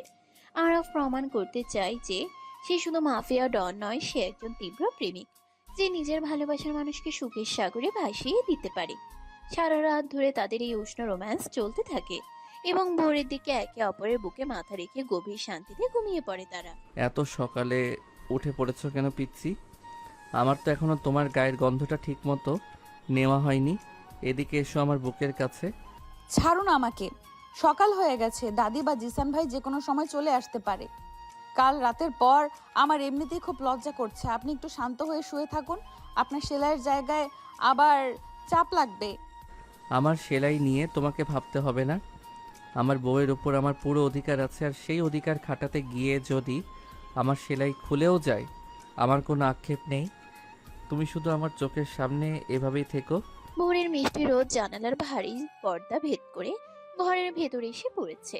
বিশাল বিছানার সাদা চাদরটা এলোমেলো হয়ে আছে, আর তার মাঝে আরাফ বৃষ্টিকে নিজের শক্ত দুই হাতের বাঁধনে জড়িয়ে ধরে আছে। কাল রাতে সেই তীব্র ভালোবাসার পর বৃষ্টির ফর্সা গলায় আর ঘাড়ে অসংখ্য লাল দাগ ফুটে উঠেছে, যা দেখে আরাফের চোখের দৃষ্টি আরো নেশাতুর হয়ে উঠেছে। বৃষ্টির পরনে এখন শুধু আরাফের একটা বড় সাদা শার্ট, যা তার হাঁটুর উপর পর্যন্ত লুটিয়ে আছে। আরাফের চওড়া খালি বুকের উপর মাথা রেখে বৃষ্টির লজ্জায় একদম গুটিয়ে আছে। আরাফের একটা হাত বৃষ্টির উন্মুক্ত উত্তর উপর খুব আলতো করে ঘোরাফেরা করছে, আর তার গরম নিঃশ্বাস বৃষ্টির কানে শুশুরে দিচ্ছে। বৃষ্টি বুঝতে পারছে না এই ভয়ঙ্কর মাফিয়া ডনের ভেতরে এত রোম্যান্স কোথা থেকে এলো। সে আরাফের হাতের উপর নিজের একটা হাত রেখে তাকে থামানোর চেষ্টা করে, কিন্তু আরাফের শক্তির কাছে সে সবসময় হার মানে। আরাফ হঠাৎ করে বৃষ্টিকে এক ঝটকায় নিজের বুকের উপর তুলে নেয়, আর তার ঠোঁটের উপর একটা দীর্ঘ গভীর চুম্বন এঁকে দেয়। বৃষ্টির নিঃশ্বাস ভারী হয়ে আসে। সে আর কোনো বাধা না দিয়ে আরাফের চুলে নিজের আঙ্গুল ঢুকিয়ে দেয়। দুজনের এই সুন্দর সকালটা আরো রঙিন হয়ে উঠত, কিন্তু হঠাৎ করে দরজায় খুব জোরে ধাক্কা পড়ার শব্দে তারা দুজন আলাদা হয়ে যায়। বস বস, সর্বনাশ হয়ে গেছে, আপনি তাড়াতাড়ি উঠুন। সুলতানের লোকেরা বৃষ্টির আশ্রমে হামলা করেছে। ওরা চারিদিক দিয়ে আশ্রমটা ঘিরে ফেলে পেট্রোল ঢেলে আগুন ধরিয়ে দেওয়ার প্রস্তুতি নিচ্ছে। মায়া আর ফাদার জন ভেতরে আটকে আছে। কি বলছিস তুই জিশান? ওই কুত্তার বাচ্চা সুলতানের এত বড় সাহস যে ও আমার বৃষ্টির আশ্রমে হাত দেয়? তুই এখনই সব গার্ডদের রেডি কর, আমি আসছি। আরাপ, আমার মায়া আর আশ্রমের বাচ্চাদের বাঁচান প্লিজ। ওরা খুব নিরীহ, সুলতান ওদের মেরে ফেলবে। আপনি কিছু একটা করুন, আমার খুব ভয় করছে আরাপ। জিশানের কথা শুনে বৃষ্টির সারা শরীর ভয়ে আর আতঙ্কে থরথর করে কাঁপতে শুরু করে। সে কাঁদতে কাঁদতে আরাফের বুকের উপর আশ্রে পড়ে।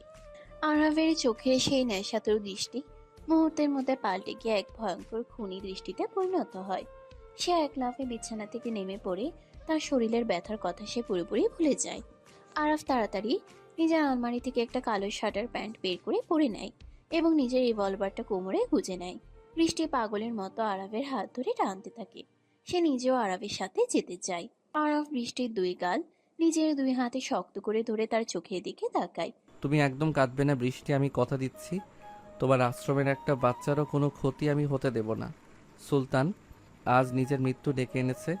তুমি দাদির সাথে এই ঘরেই থাকবে, এক পাও বাইরে বের হবে না।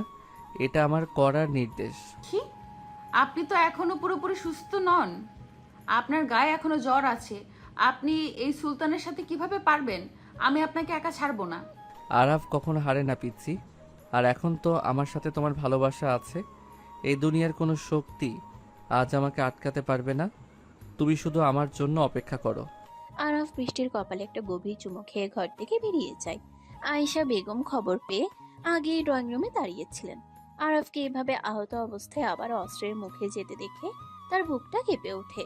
কিন্তু তিনি জানেন আরাফকে এখন আটকানো সম্ভব নয়। আরাফ জিসানকে নিয়ে বিশাল এসইউভি গাড়িতে উঠে এবং তাদের পিছনে আরো 4টে গাড়িতে অন্তত 40 জন সশস্ত্র গার্ড আশ্রমের দিকে রওনা দেয়।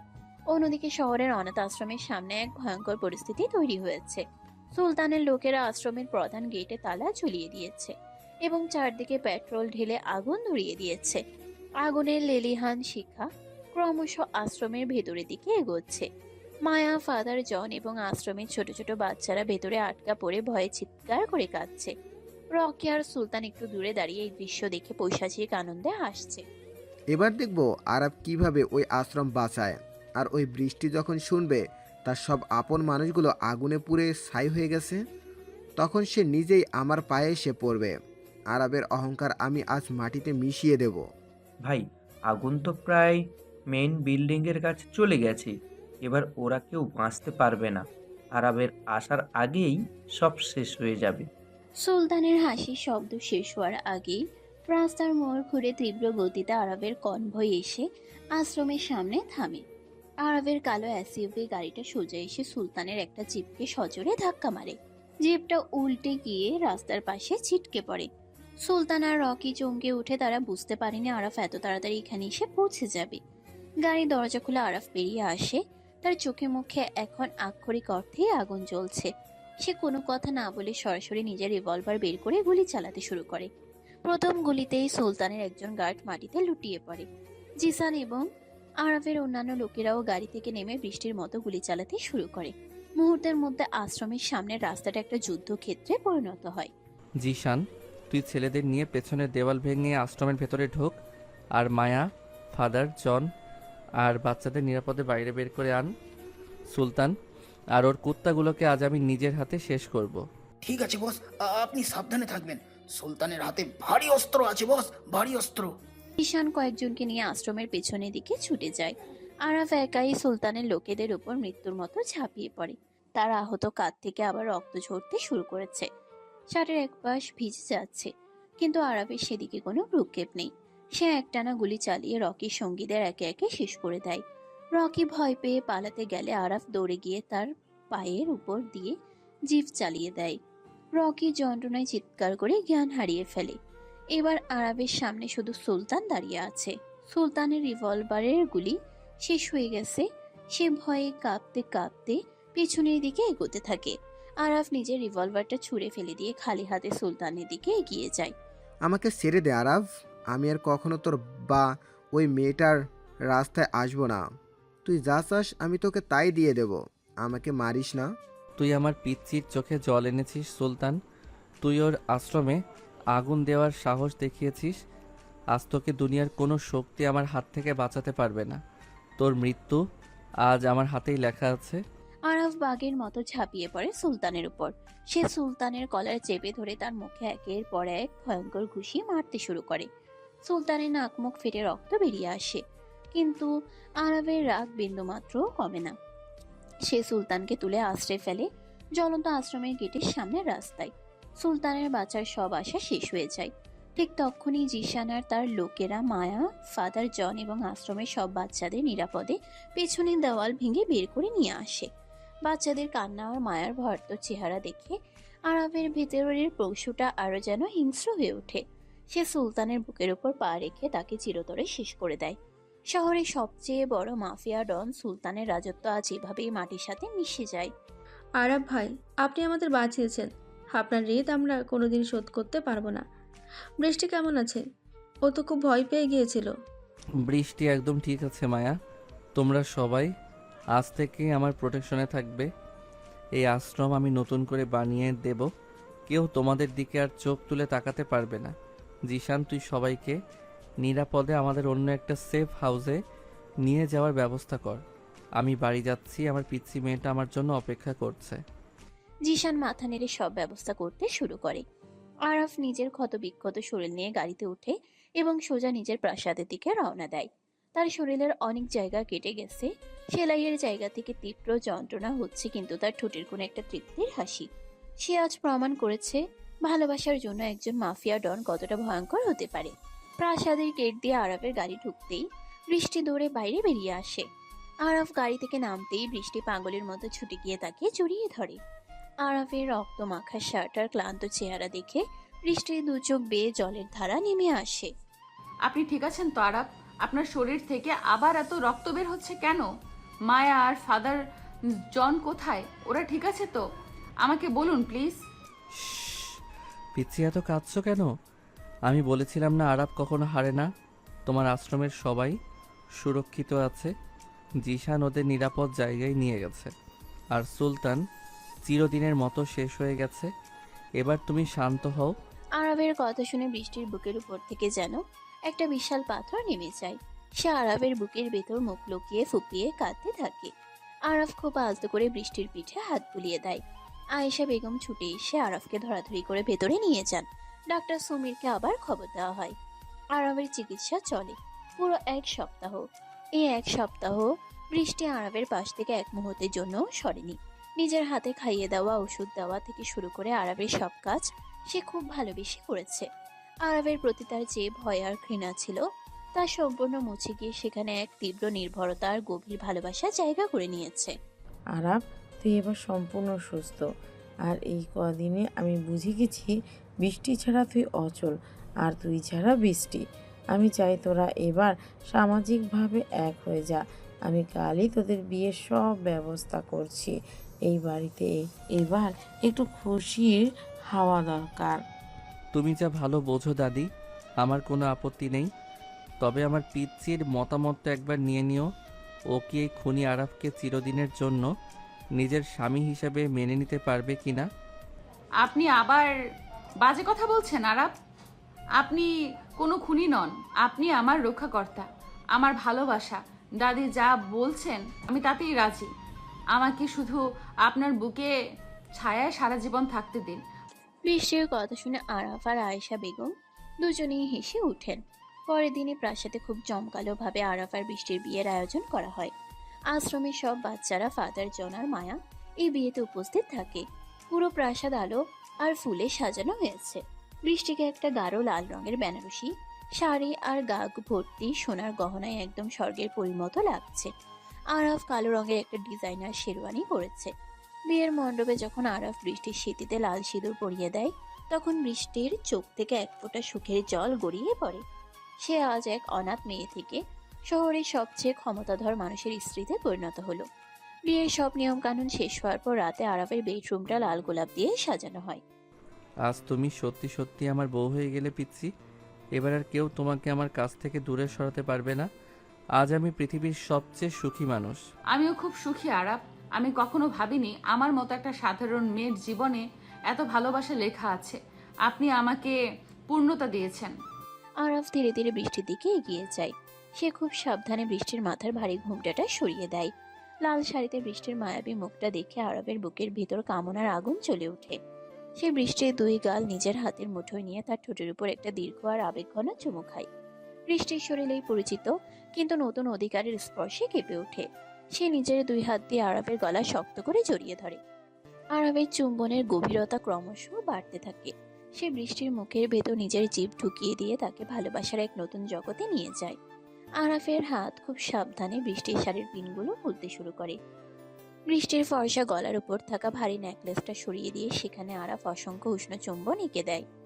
আরাব, আমাকে শক্ত করে জড়িয়ে ধরুন। আমি চাই এই মুহূর্তটা যেন কখনো শেষ না হয়। এই মুহূর্ত কখনো শেষ হবে না বৃষ্টি। আমাদের এই ভালোবাসা মৃত্যুর পর পর্যন্ত থাকবে। আজ তুমি আমাকে পুরোপুরি তোমার করে নাও। আরাফ বৃষ্টিকে কোলে তুলে নিয়ে বিছানার মাঝখানে শুয়ে দেয়। সে খুব সাবধানে বৃষ্টির শাড়ি আর গহনাগুলো সরিয়ে তাকে নিজের ভালোবাসার চাদরে মুড়িয়ে নেয়। সারা ঘরের নিস্তব্ধতা ভেঙে শুধু তাদের দুজনে দীর্ঘশ্বাস আর ভালোবাসার অস্ফুট শব্দগুলো শোনা যেতে থাকে। আরাফের প্রতিটি স্পর্শে বৃষ্টি নিজেকে নতুন করে আবিষ্কার করে। সে আরাফের পেশিবহুল পিঠে নিজের নখ গেঁথে দিয়ে তাকে চরম সুখের সাগরে ভাসিয়ে দেয়। এক অনাথ মেয়ে আর এক ভয়ঙ্কর মাফিয়া ডনের এই অদ্ভুত প্রেমের গল্প এভাবে এক সুন্দর আর রোমান্টিক পরিণতির দিকে এগিয়ে যায়, যেখানে শুধু ভালোবাসা আর নির্ভরতার জয় হয়। সমাপ্ত। প্রিয় দর্শক বৃন্দ, ভিডিওটি দেখার জন্য অনেক অনেক ধন্যবাদ। আমাদের এই ভিডিওটিতে একটি লাইক দিলে আর আমাদের এই ছোট্ট চ্যানেলটিকে সাবস্ক্রাইব করে আমাদেরকে সাপোর্ট করলে আমরা নতুন নতুন ভিডিও আপলোড করার অনুপ্রেরণা পাবো। আমাদের চ্যানেলটি সাবস্ক্রাইব করে আমাদের সাথে জুড়ে থাকুন এবং এইরকমই ভিডিও দেখতে থাকুন। ধন্যবাদ।